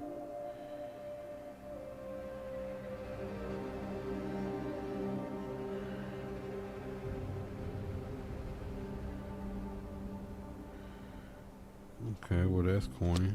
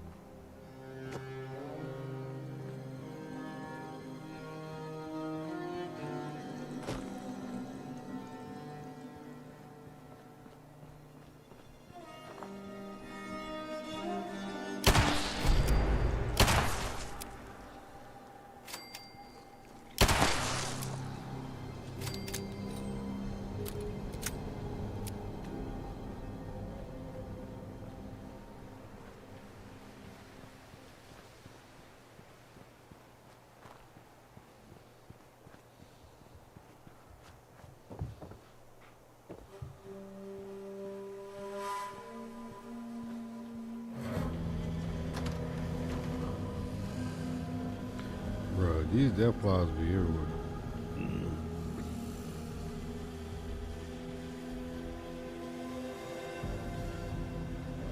Yeah, see, it's two of them. I ain't got time.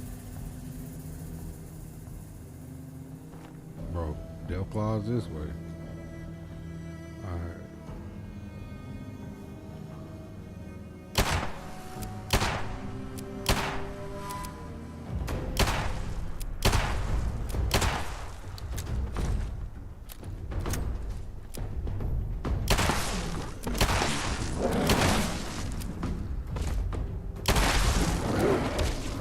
No way, bro. I just needed one more shot on this bitch.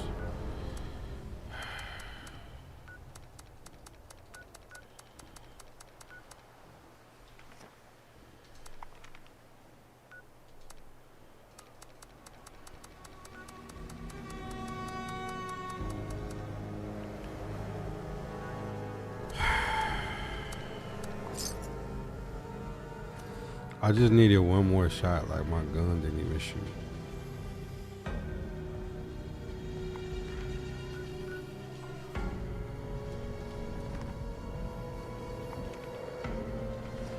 I'm definitely going to get my get back.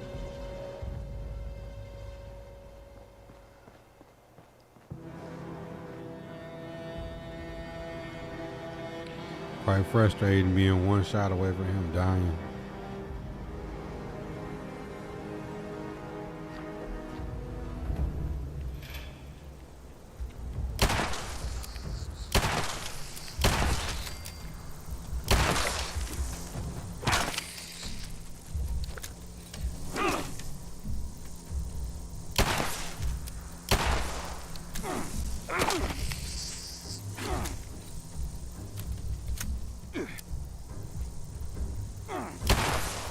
Bro, I can't.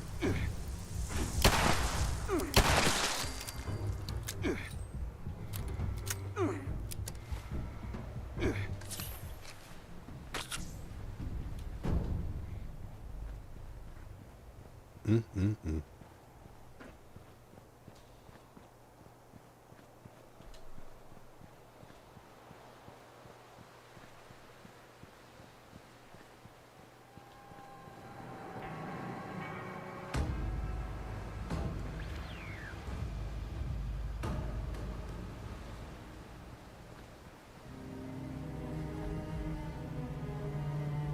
That punk ass Del Clyde.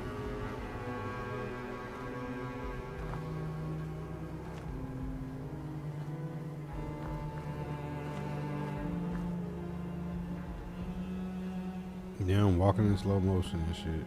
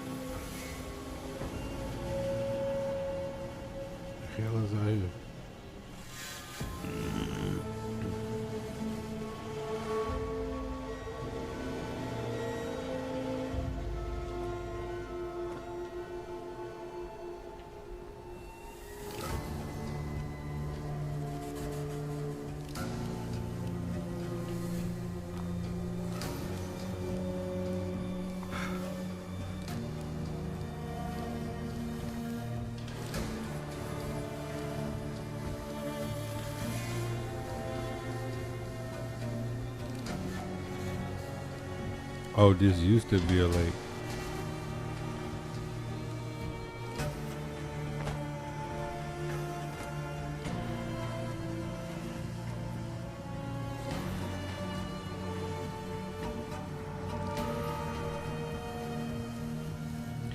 Bro had all kind of money. And got hit with a nuke.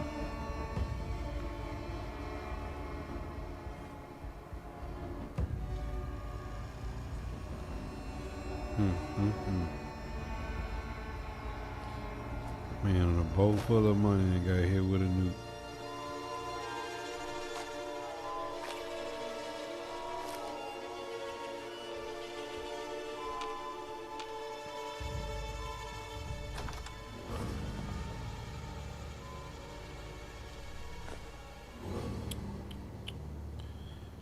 Got nothing good in here. Okay, mashed potatoes. Bro. Cats out here living bad. No spices in here. I ain't got shit.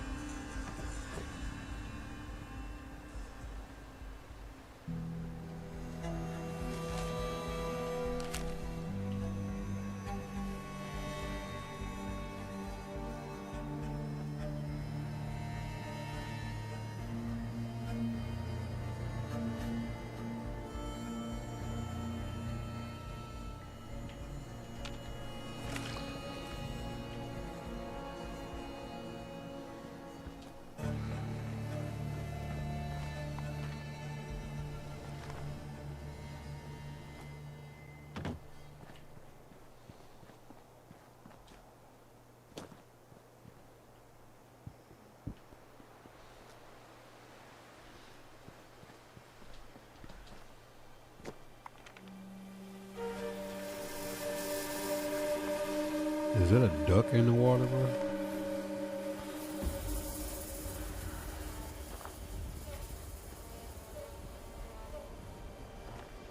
Appreciate that, Angelina. Bro, why does Ohio have places you can't go?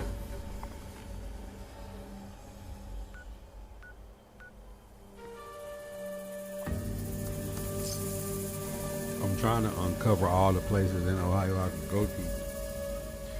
But it's really like been quite boring in Ohio, to be honest.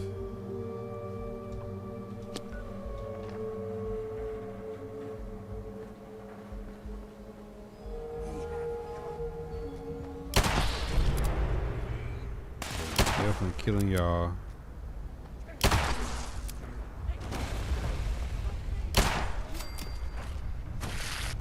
Oh, I see what's going on. Death Claws got y'all niggas running.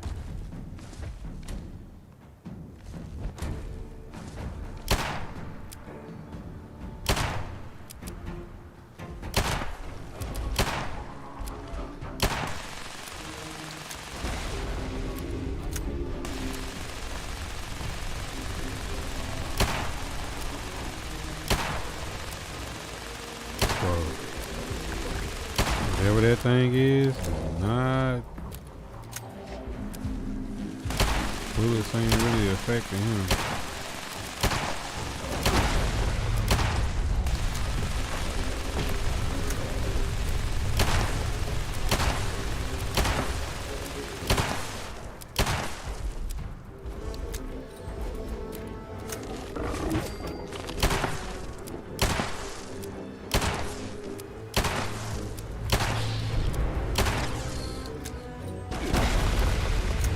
Get it. You do all that you want. You really still gonna sit here and stain your ass.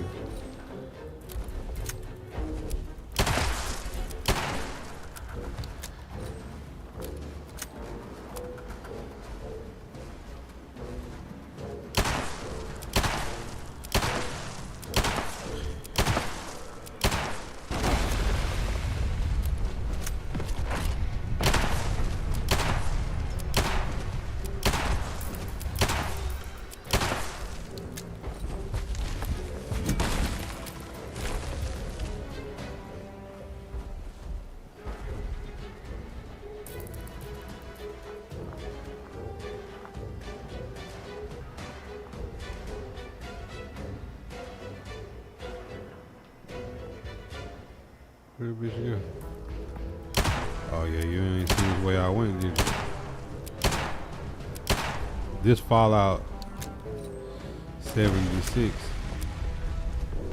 This the newest Fallout. I don't know if y'all watch the TV show or not, but if you watch the TV show Fallout, this the game that the TV show come from. Oh shit, bruh. Not trying to really just. I get it, bro. I understand. Frustrated. You don't like being shot.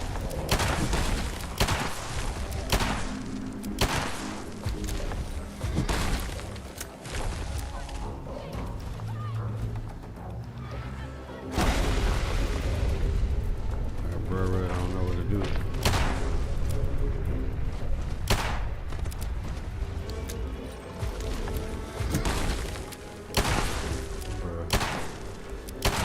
Care about none of that. You finna take these bullets.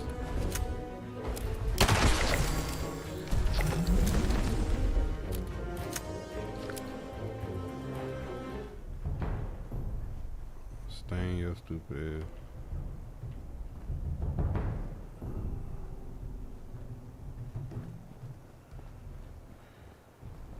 Now if he get up on me, it's over with. Keep my distance. Show him what time it is.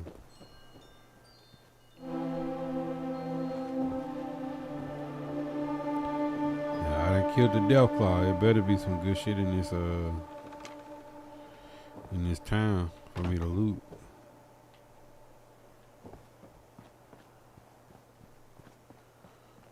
Wasted a lot of bullets shooting at them. Better be some good loot here. So far, it ain't been that good. The hell is this? A gnome? Bro, listen. Y'all ain't got nothing. You get to some of these towns in the post-apocalypse, like, these folk for sure is living bad. Like they have nothing here.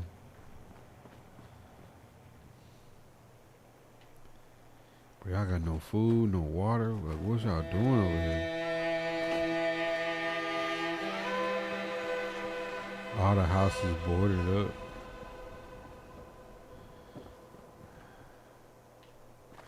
Bro.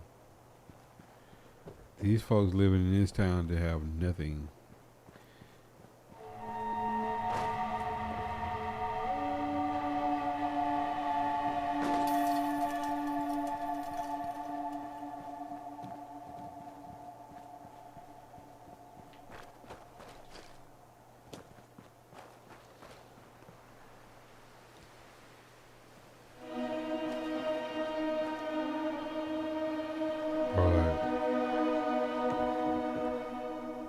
Okay, I got some food.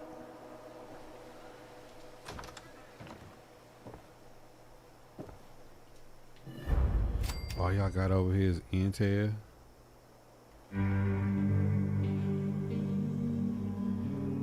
Ashtray.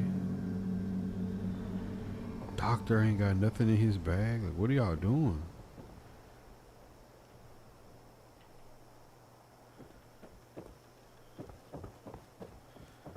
Bro, this might be the worst town I ever looted.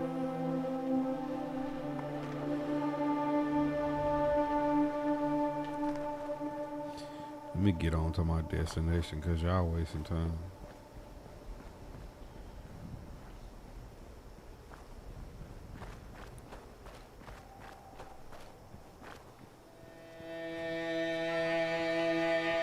Yeah, the different cornerbacks we added so much better. Like we got corners that I really feel like can actually play man or zone. Even though I know Salah's gonna play a lot of zone. But before, oh shit.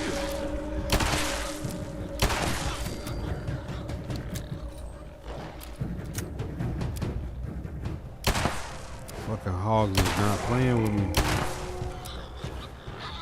Oh, it's 2 alphas, that's why. Alright, goofy ass hogs. Jump up and shoot the fuck out y'all. Bro, that hog is just eating bullets, bro.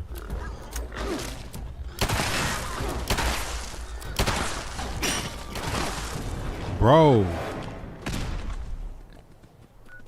What the fuck?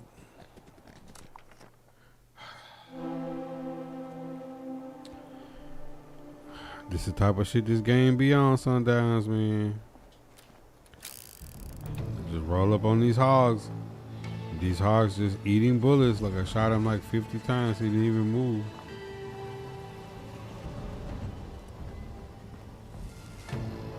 That should be corny though. Like,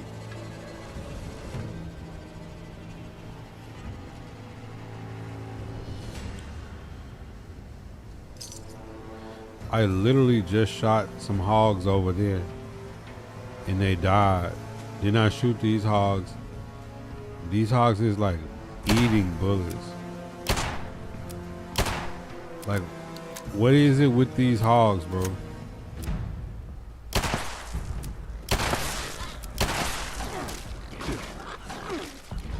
Bruh, never seen no hogs that's got this type of.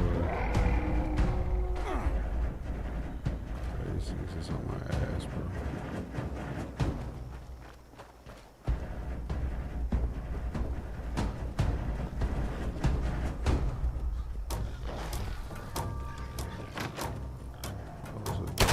Stupid ass.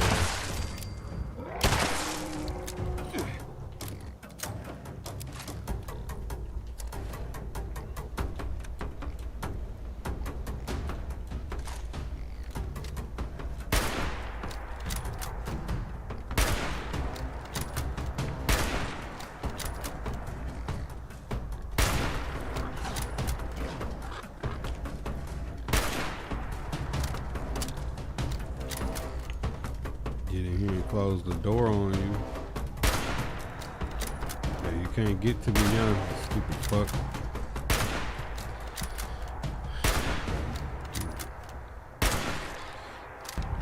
Look how strong these hogs is, bro. Right? I'm hitting him with the 30-06 and he's just eating the bullets, bro.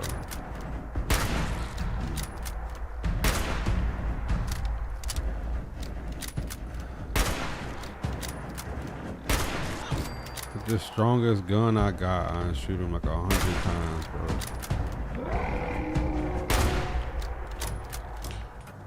You better run. Bro, you better run. You can't even get to me, bro.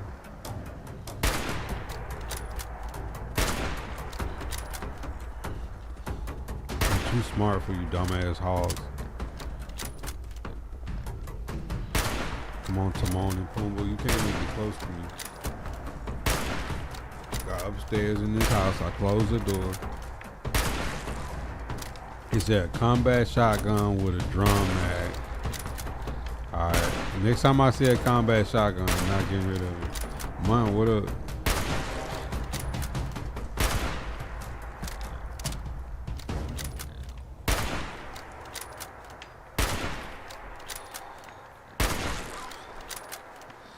I'm hitting this dude for 300 a piece and he's just eating it, bro.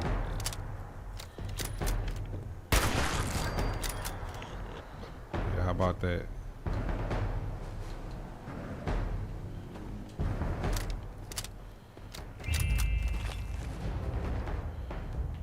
Clowns.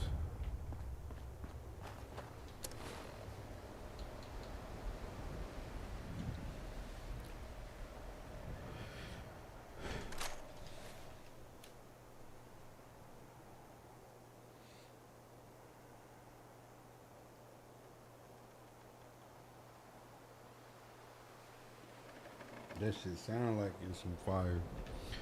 Combat shotgun with a drum mag.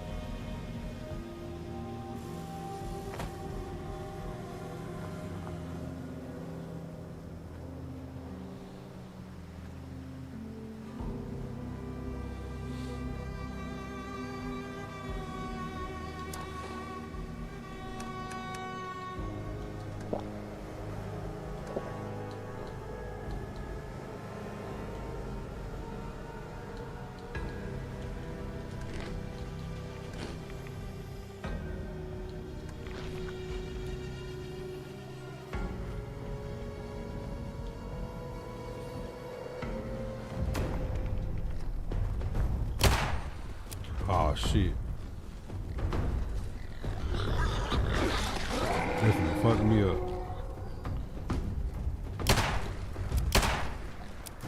I fucked around and ran into him out in the open, bro. Where these fucking hogs come from?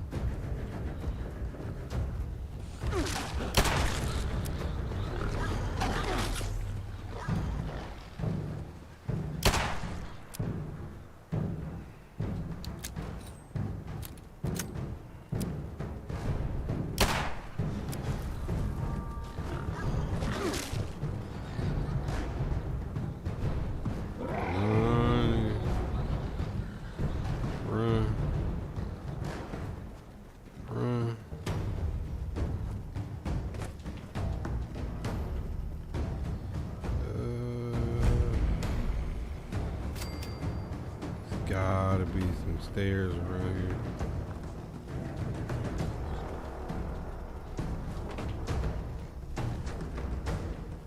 Bro, can I get on top of this shit? Ha. What up?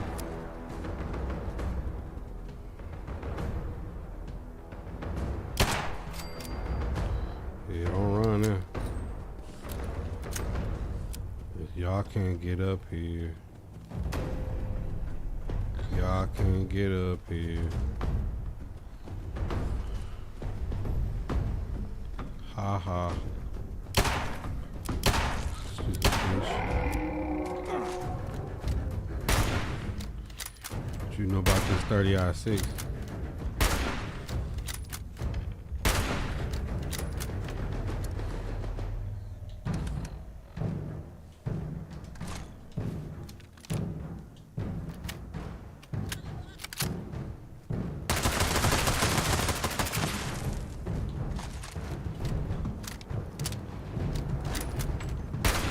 Should have left me alone.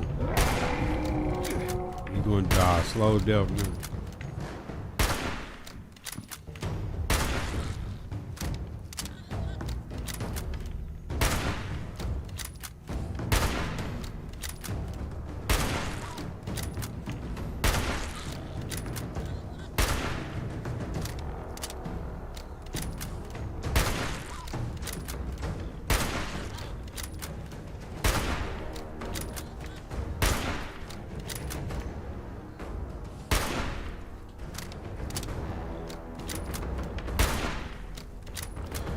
Suffering, ain't it? Should let me alone. Let me get to some high ground. Fat ass, what's up?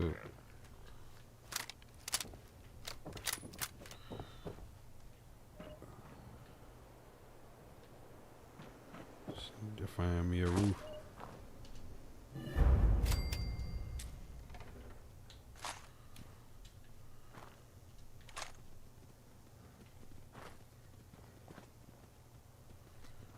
What's up?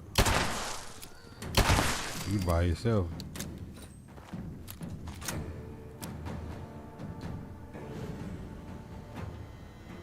You by yourself. It's just different. It's diffy when you by yourself.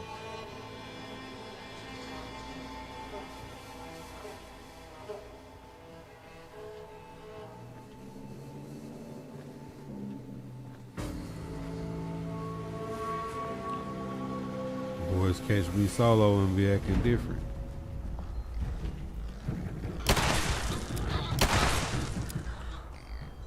Stop your little dumb ass in your tracks, don't it?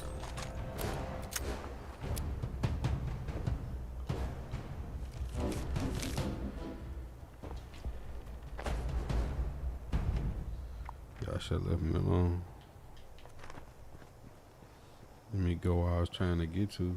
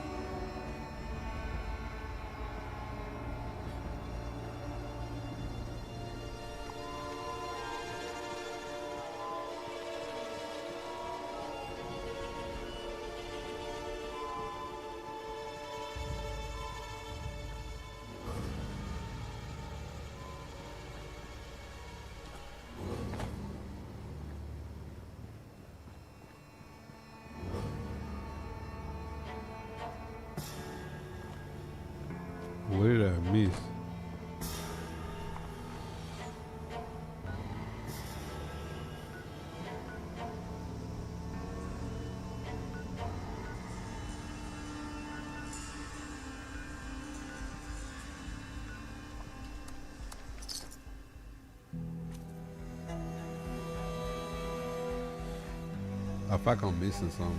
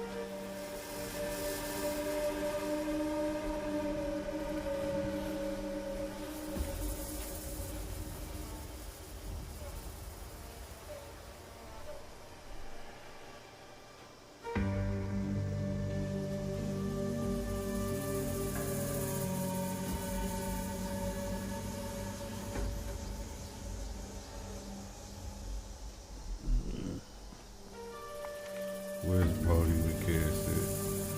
Just money.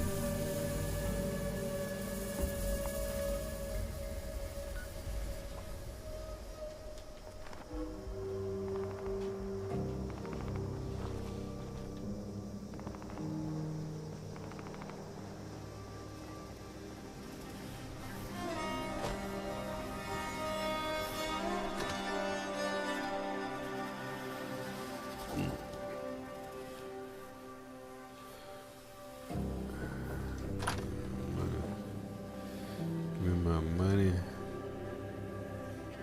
You're back. How goes your search? That's odd. This case has some extra items in it. Looks like we've got a key code and some coordinates to a cache of some sort. It could be useful.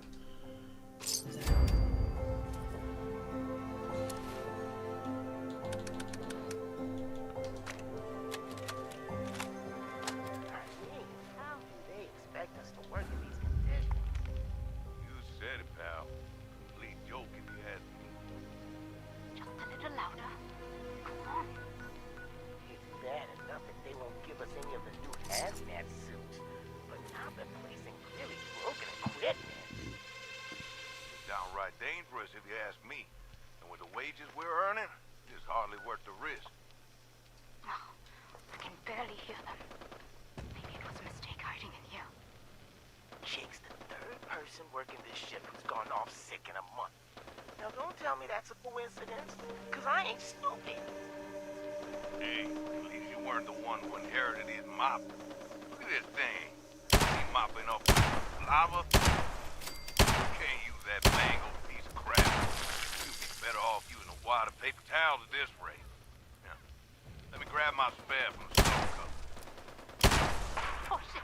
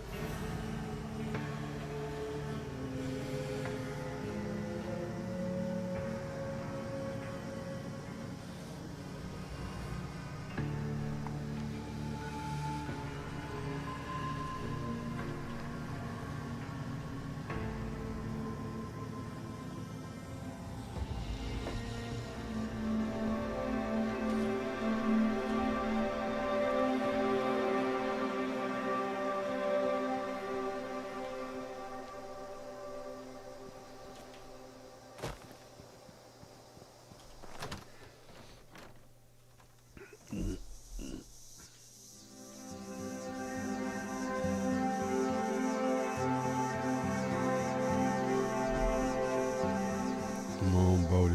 What you got for me, brother? You're back. How goes Let me your search? teach you how to vibe. Josh, what up? Great. Hand them over and I'll decrypt them. Looks like this batch has another key code and set of coordinates to one of those Abraxidine caches. I'll add it to your map. You're back. How goes your search?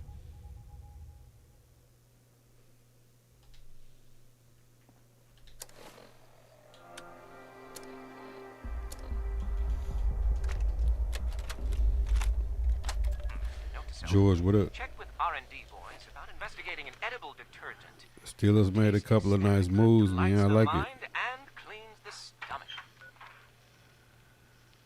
Oh, it's you.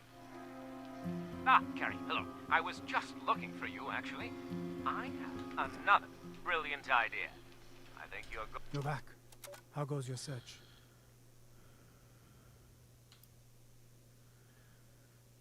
As far as I can tell, they're scattered all over Ohio. Heaven knows how they got there. Please keep looking.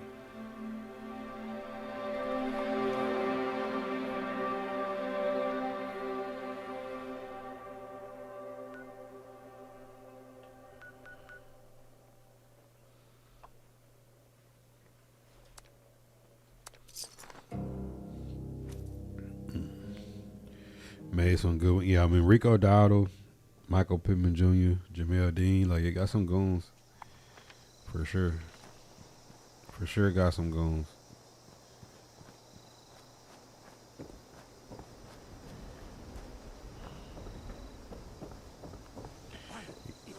Yeah, I mean...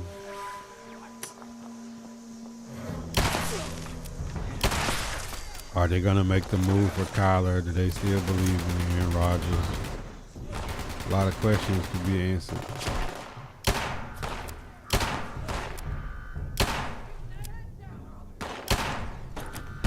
Yo, that man had one hell of a throw on me.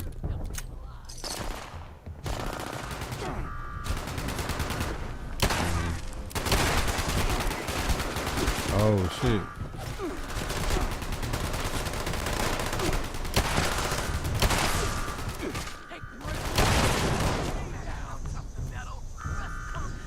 Bro, what the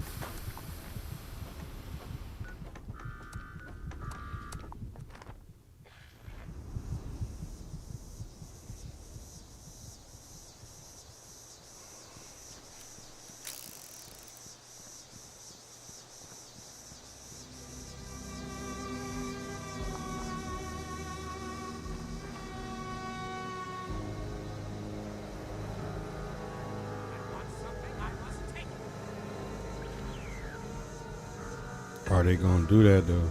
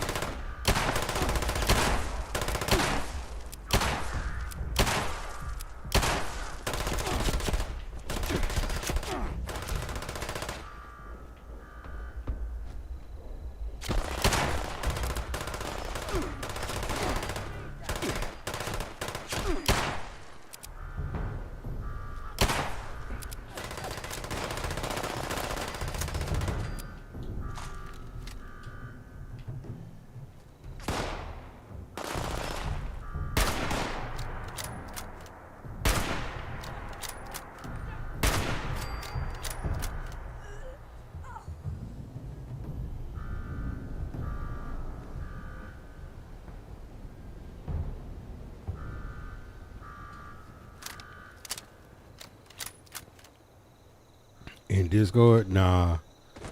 I ain't been in Discord in a long time. She, what up? Yeah, man, like I think last time I came to this place to fight, I had a power suit.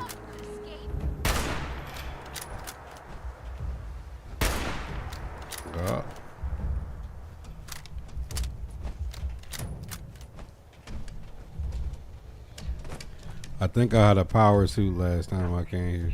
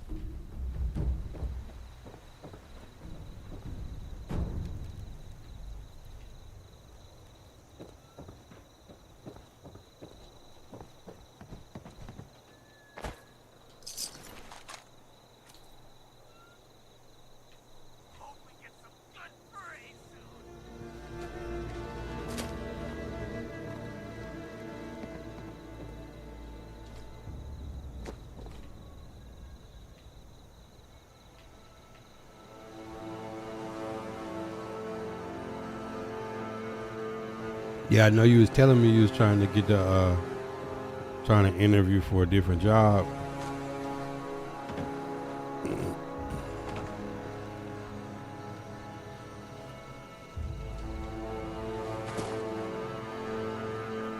That's what's up.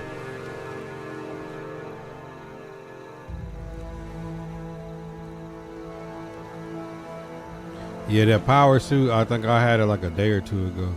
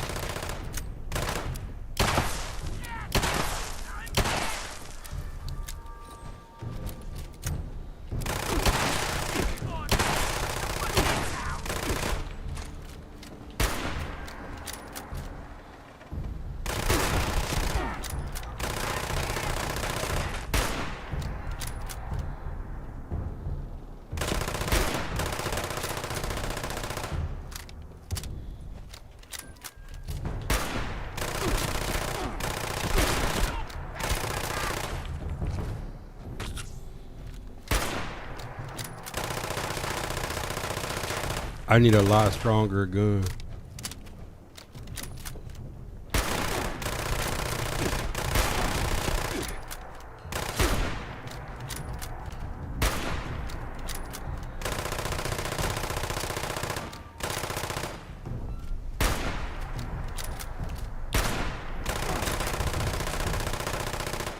Multiple locations. Oh yeah, you be getting exactly what you do.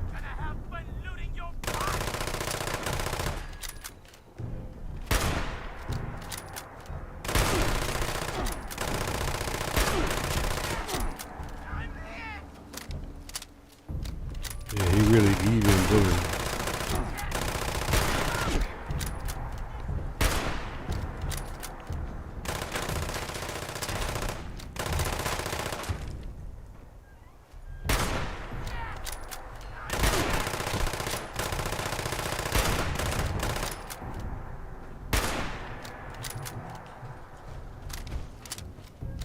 You ain't lying.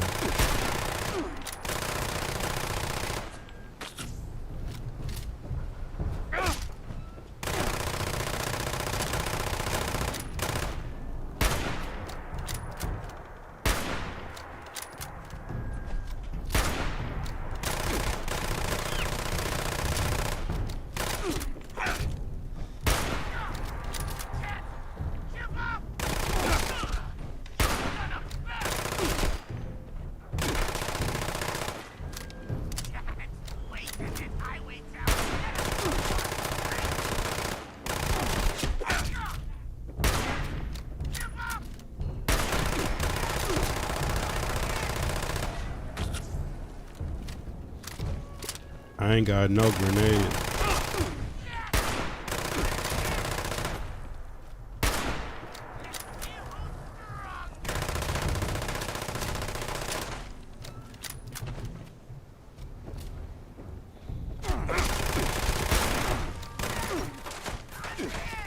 Oh, where his boy came from?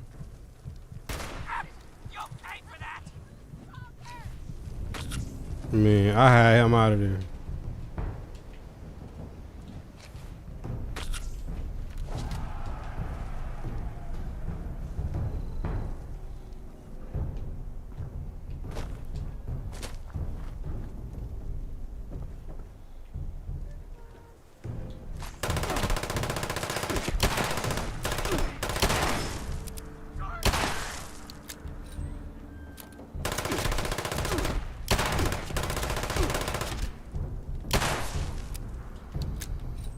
Your little boyfriend had to come help you.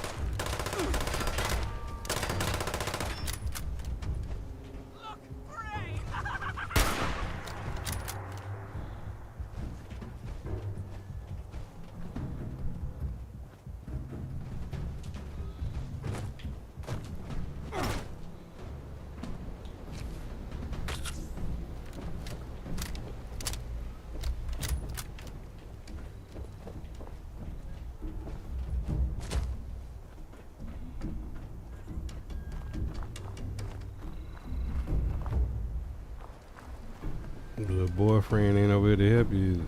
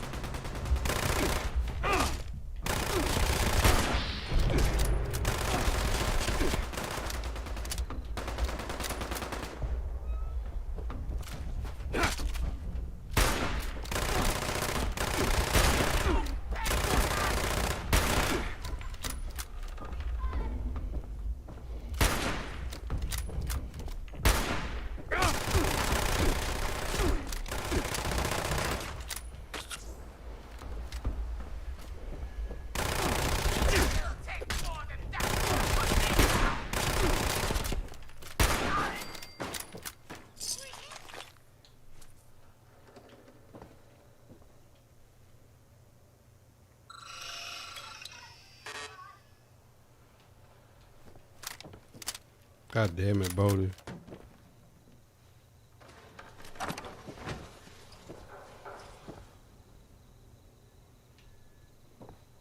I came all the way and killed him for nothing.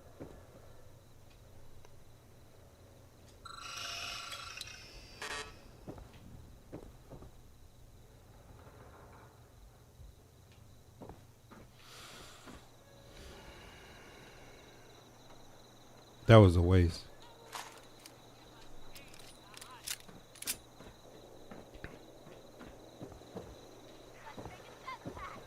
You go first.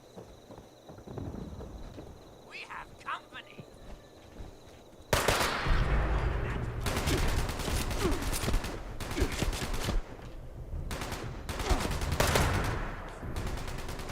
Bro, I ain't got time for y'all. It's a waste of time.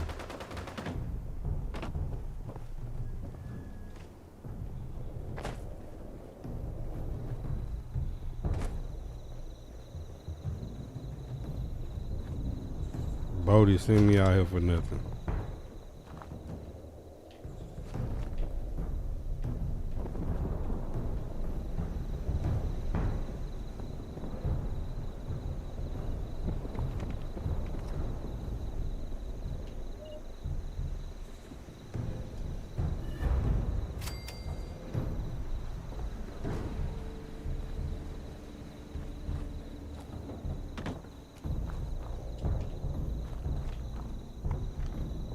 He sent me out there for nothing, bro.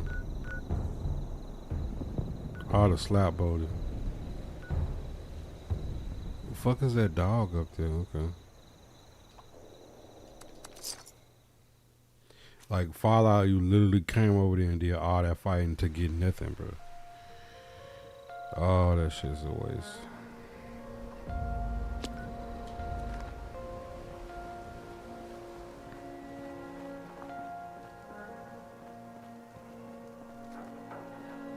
Bro, I'm not fighting armored people for nothing, bro.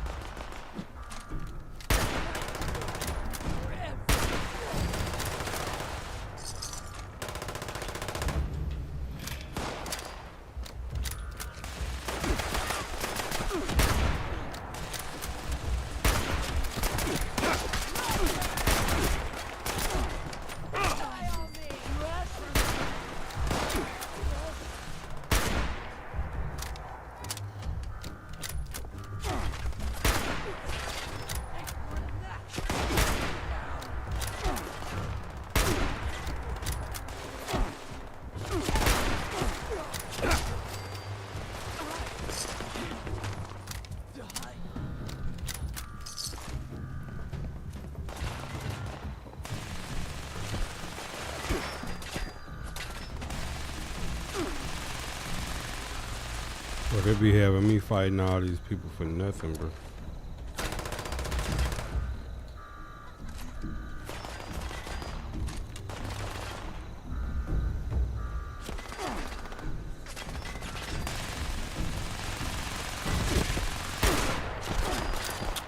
Bro, then I see a nigga with armor, bro. I'm wasting time.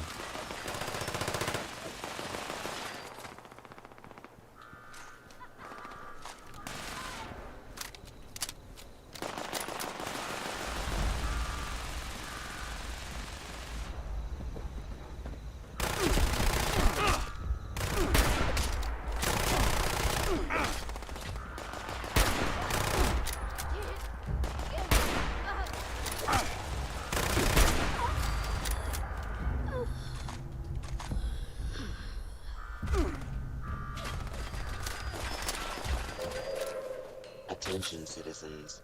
Nuclear strike imminent. Please exit the area at your earliest convenience. Thank you for your cooperation.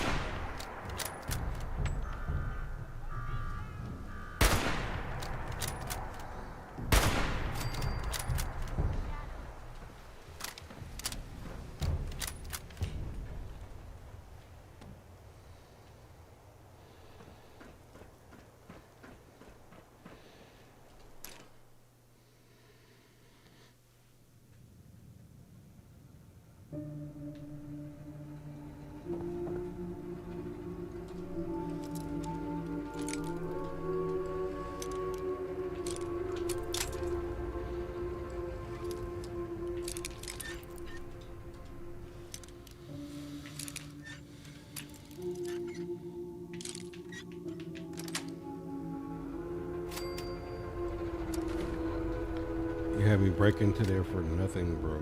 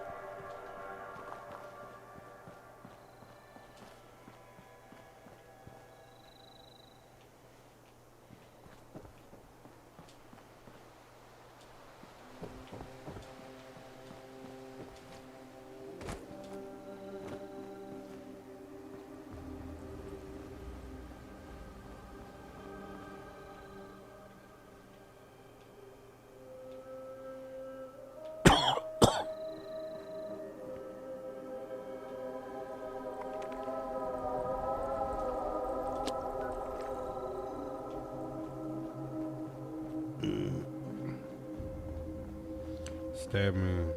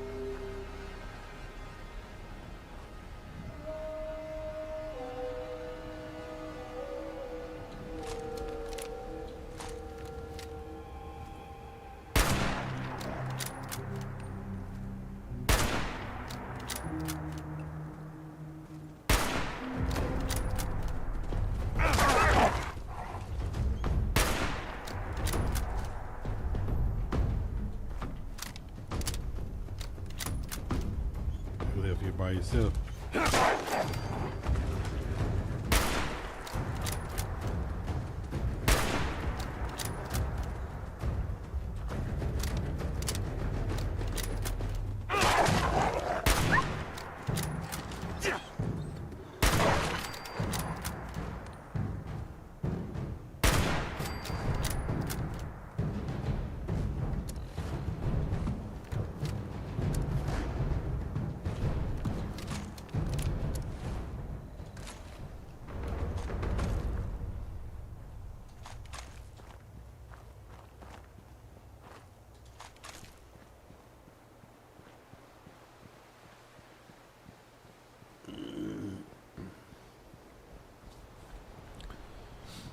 They said they need more than love, they need a miracle.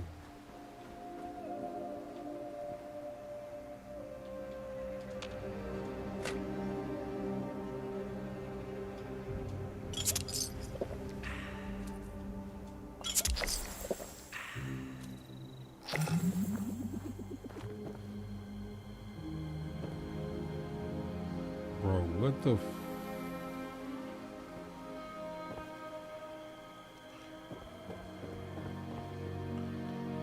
Bro, I ain't gonna lie.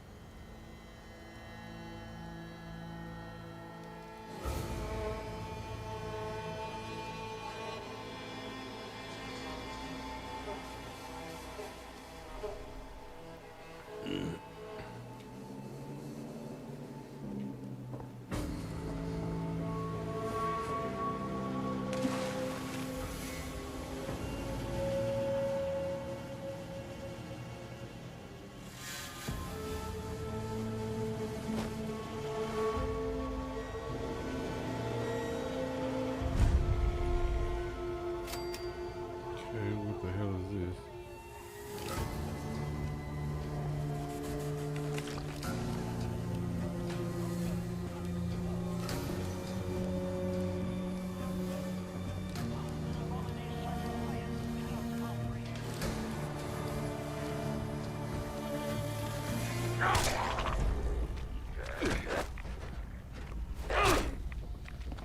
Let's throw hands, nigga.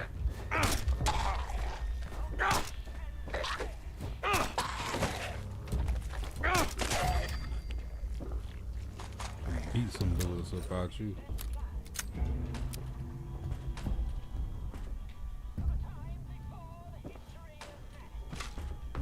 Damn. Motherfucker got hit with a nuke on the toilet.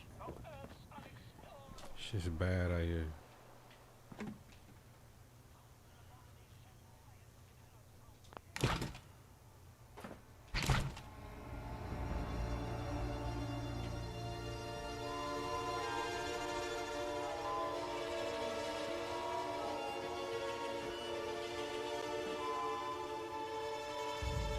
A hot dog tray.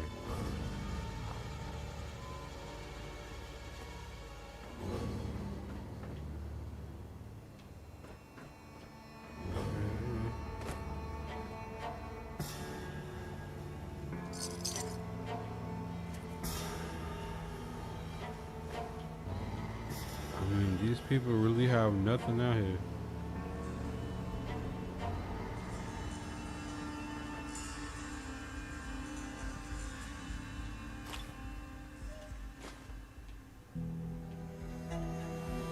Dog food.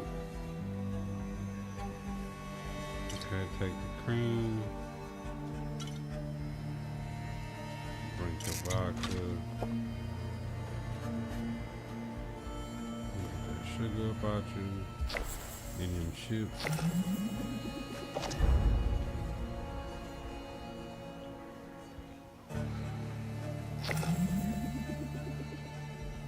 That's a solid trade stat, man. I mean, it more follows what they said they was gonna do. I mean, damn, bruh. Clown got fucked up.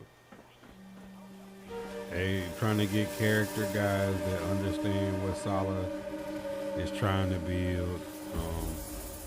It makes sense.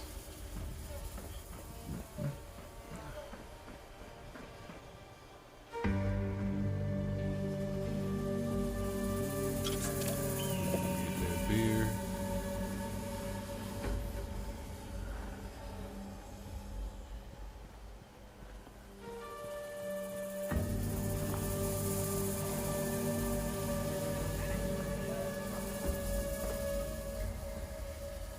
Bro, it's just the drive-in movies.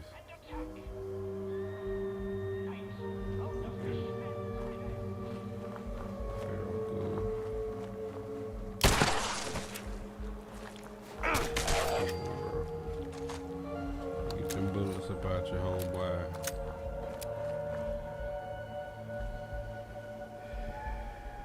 Bring Logan Wilson back. Thinking outside the box.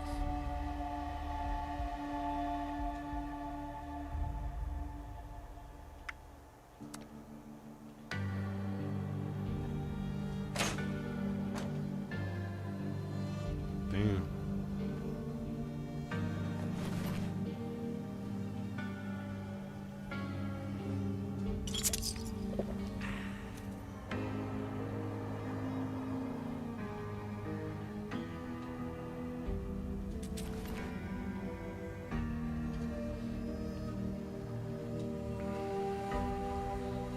How come I can't use the computer? Okay.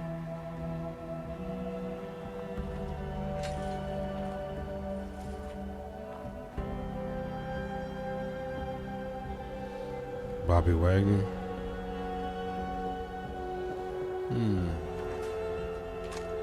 Never really thought of Bobby Wagner in Dallas. Doesn't sound right, does it?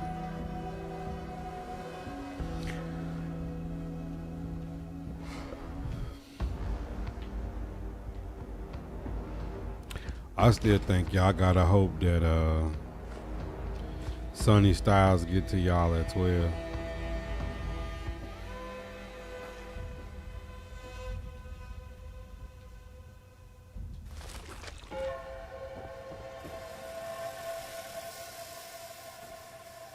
Damn, like she was going down at this place.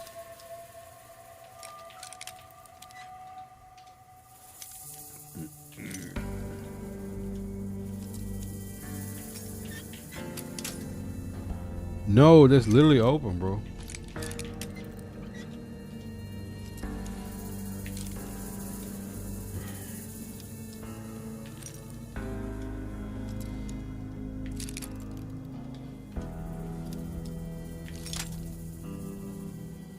Love ain't gonna be there at 12. I said Son and Styles.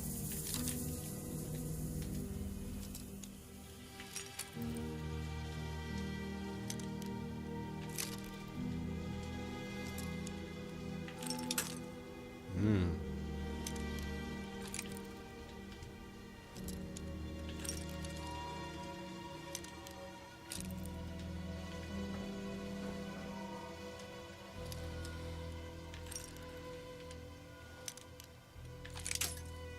Bro. Bro, what? Alright, fuck that safe, bro. Obviously can't get in safe.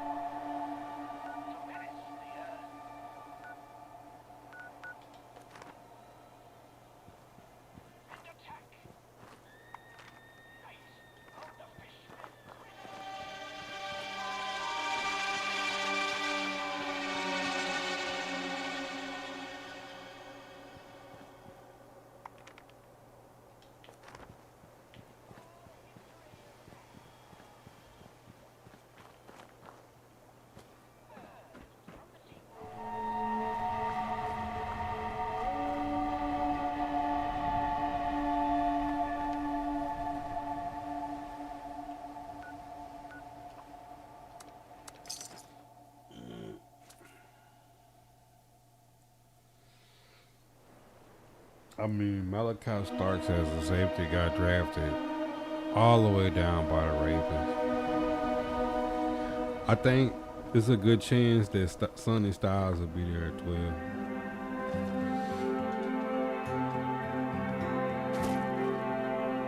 Like, somebody has to fall.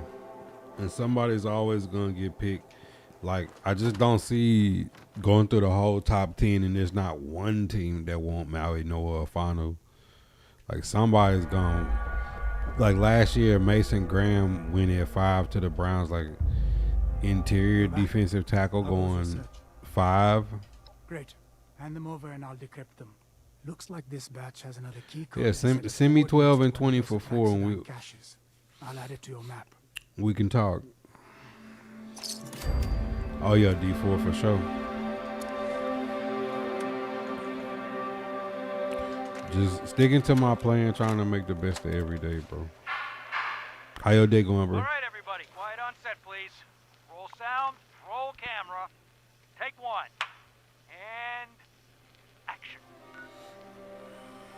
Here at Abraxadine Chemical, pioneering the latest and greatest in cleaning products, engineered to brighten your whites and your day. Cut! Listen, buddy. I know you're probably used to being down in the lab all day and whatnot, but, I'm gonna need a little bit more verve, okay? It's hard to be enthusiastic when you're making me read this drivel. Whoever wrote this should spend a hot minute in my lab. Then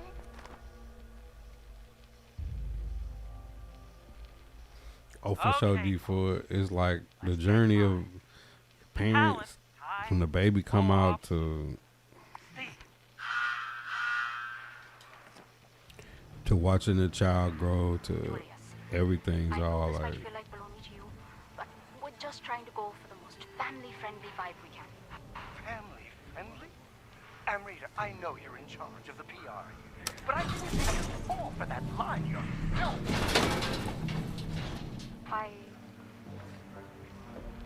All right, back to positions, everybody. Let's take it from the second scene. And here we go. Don't forget to collect your Abraxo bucks, found in all eligible Abraxidine products, for your chance to win a year's supply of premium detergent. For all your cleaning needs, think Abraxidine Chemical, for families who put clean living first. Really? Is that what we're going with? Cut!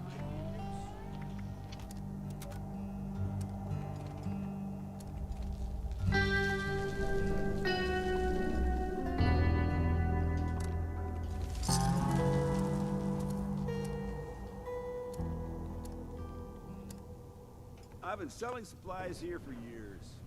I'm a pillar of the community. The last resort's been getting silly.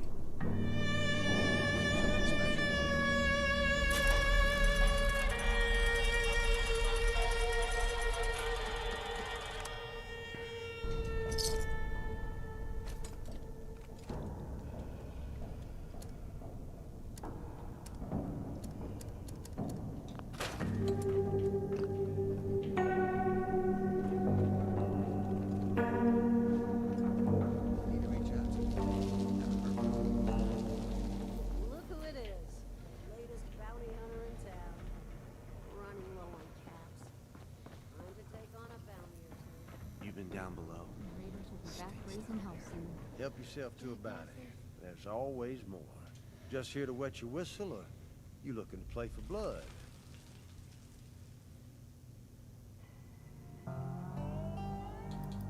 If you're looking for tourism, oh.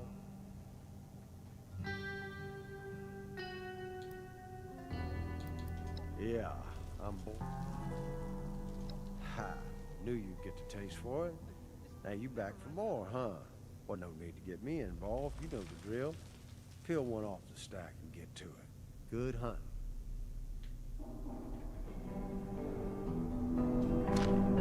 Pile never seems to get smaller. Grab a bounty if you feel like rolling the dice. Everything in its place.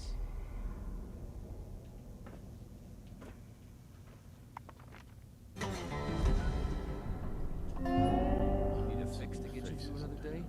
Clark has what you need.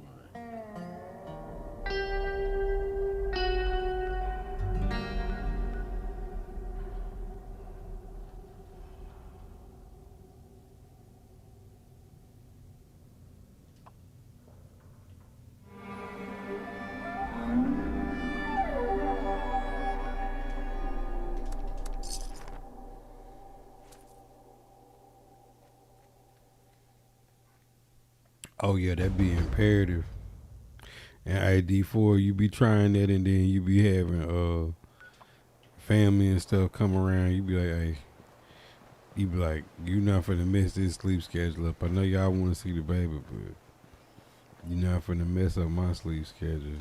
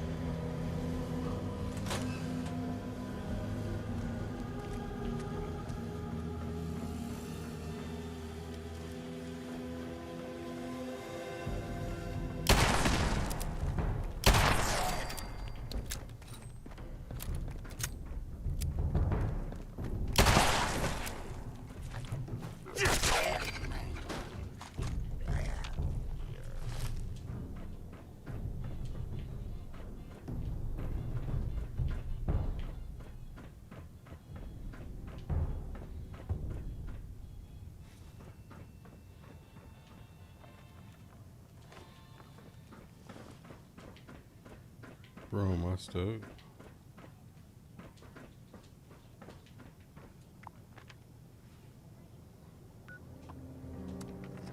I did fast travel because I got stuck. That's stupid.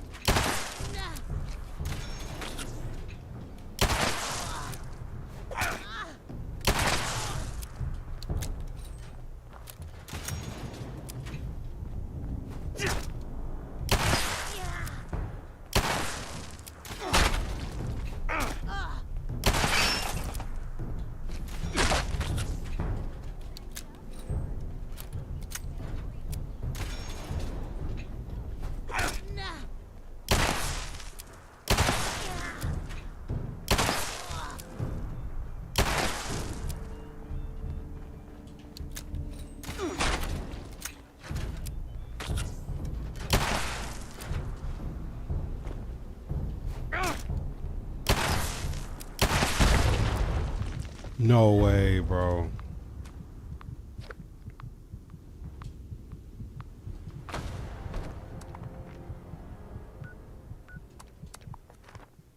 Target extermination. EP, what up? Issuing combat commendation.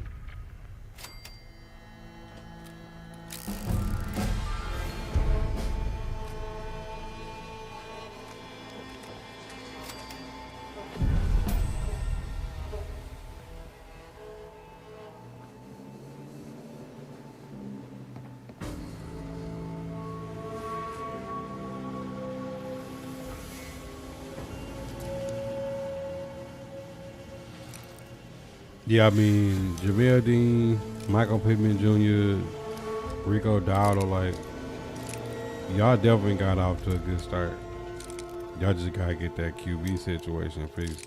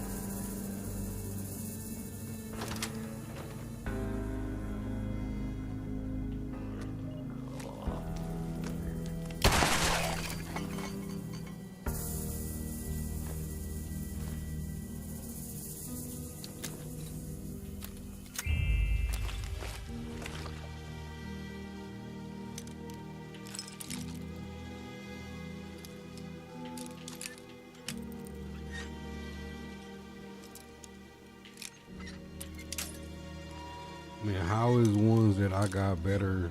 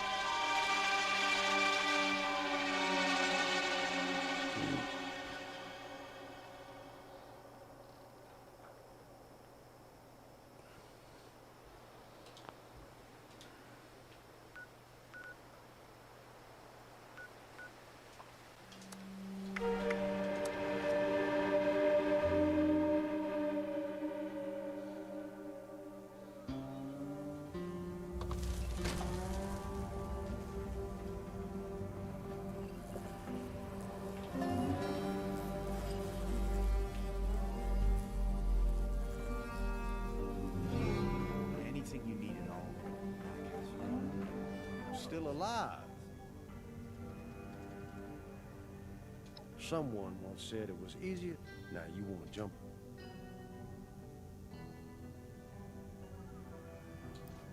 Just as well.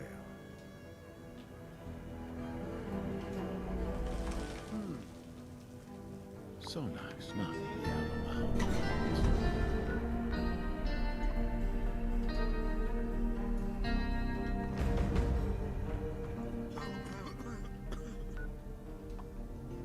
Hey.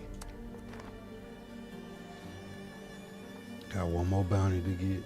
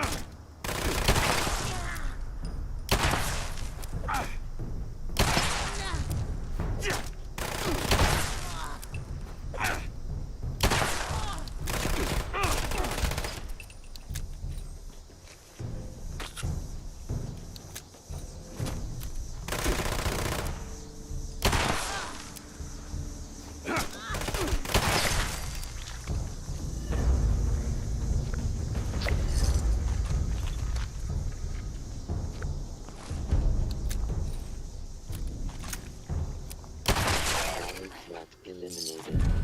Issuing combat commendation.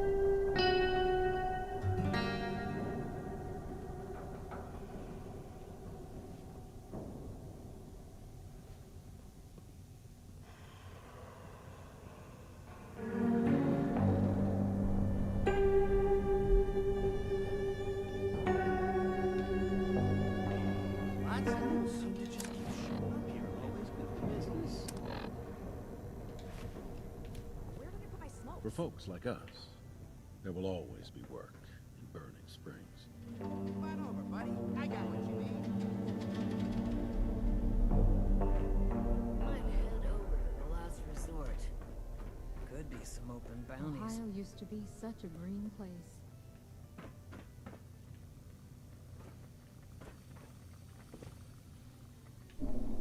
Lots of new faces in there.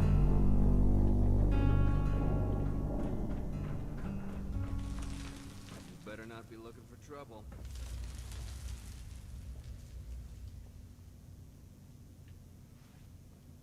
Everything in its place. Help yourself to a bounty. There's always more.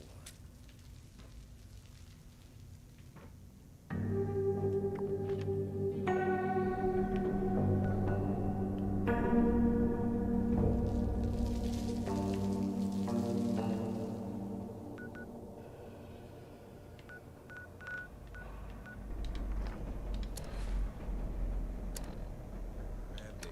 Sweetness.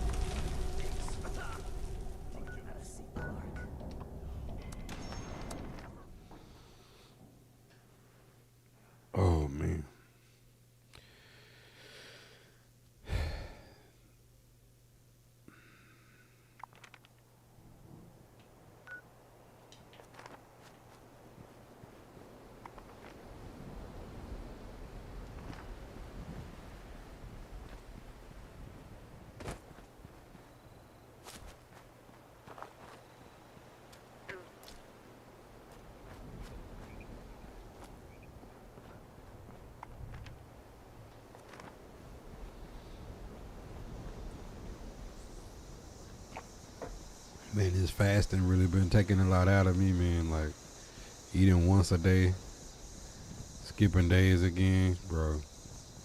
My old lady thought I was like being dry today. I'm like, nigga, I'm tired. I'll be up at 6 in the morning. I'll be going to sleep at like 1. Eat once a day. And me out here running on fumes.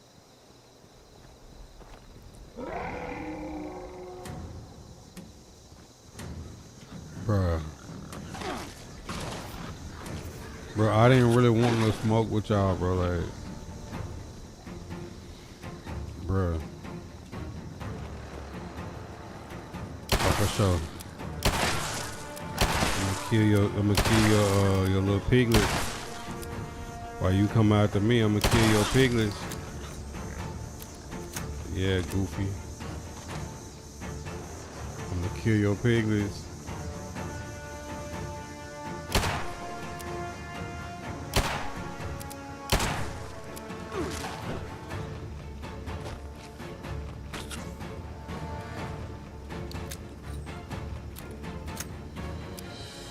Yeah, come on.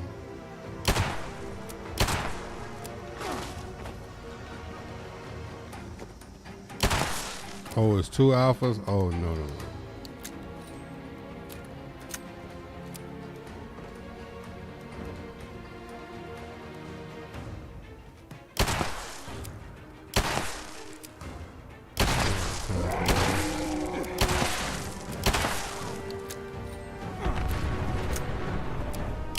Yeah. Hit you with that real shit. Well, how's he even able to touch me from right there?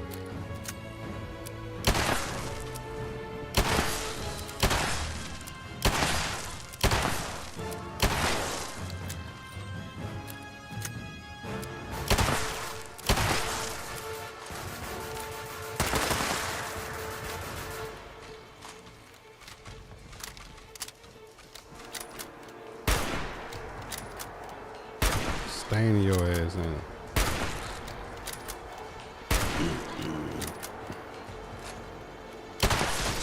Should've left me alone, huh?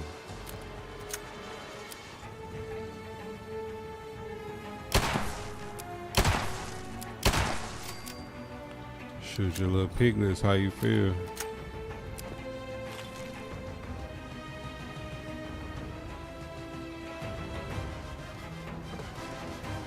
Shoot your little piglets, how you feel? Come on, Alpha. Should've left me alone. I didn't want to do this to you.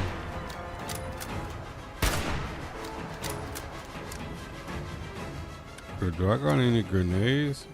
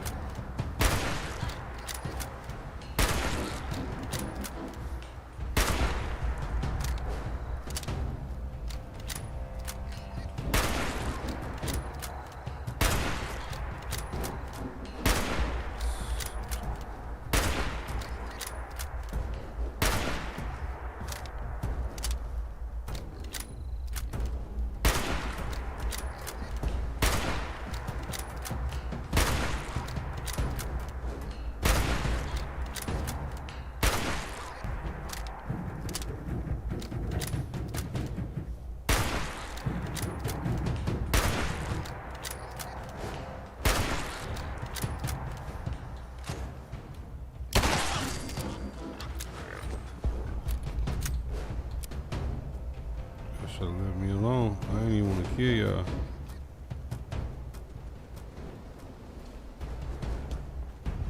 Close another piglet.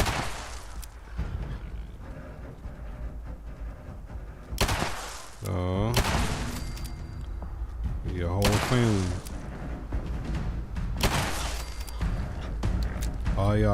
could leave me alone.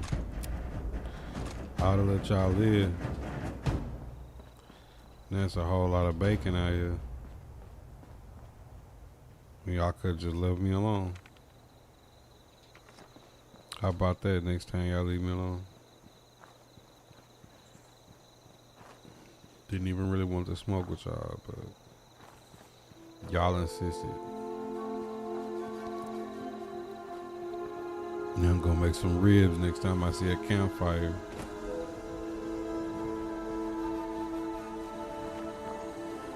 Y'all was playing with the wrong one.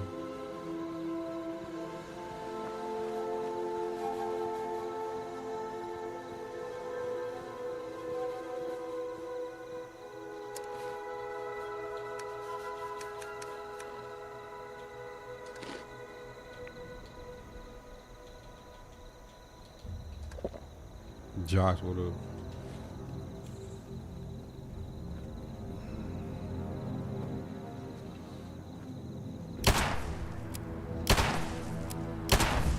You're out of here. You was sleeping on your post. You supposed to have been paying attention, buddy.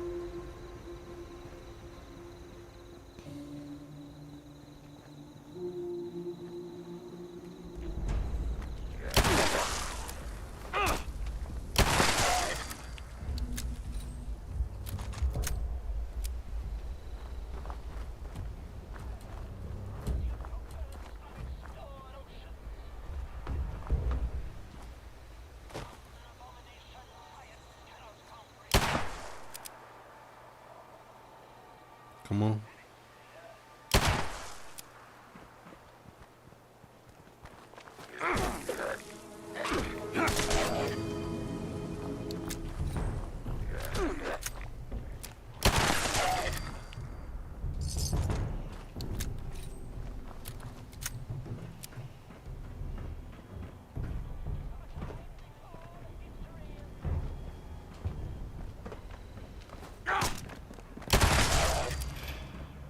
Caught you slipping in the turning lane, my friend.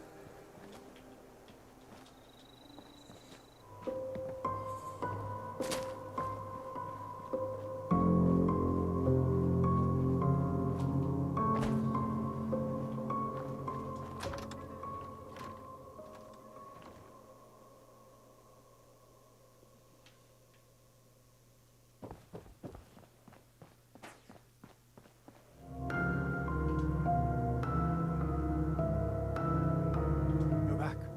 How goes your search?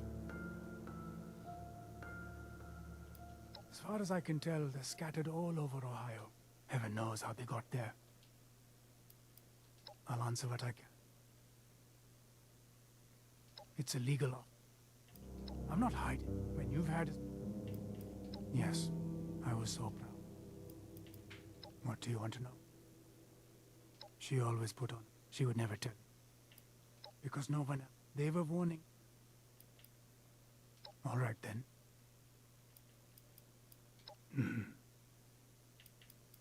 So be it.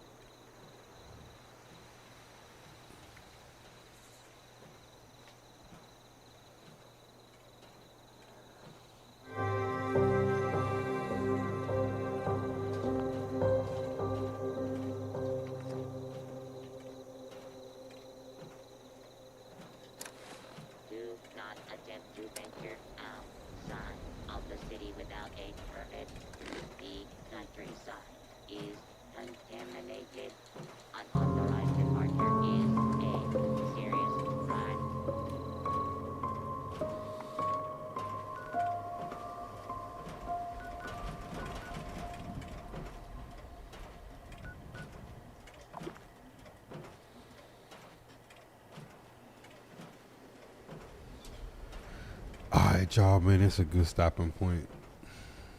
We almost done in Ohio. I feel it. We can move on to the next part of this game. Like this game is like very in depth and takes a lot. Shot talk go up at 7 a.m. Maybe we'll hear some more news about the Titans' interior offensive line and edge rusher tomorrow. God first in the chat. We out.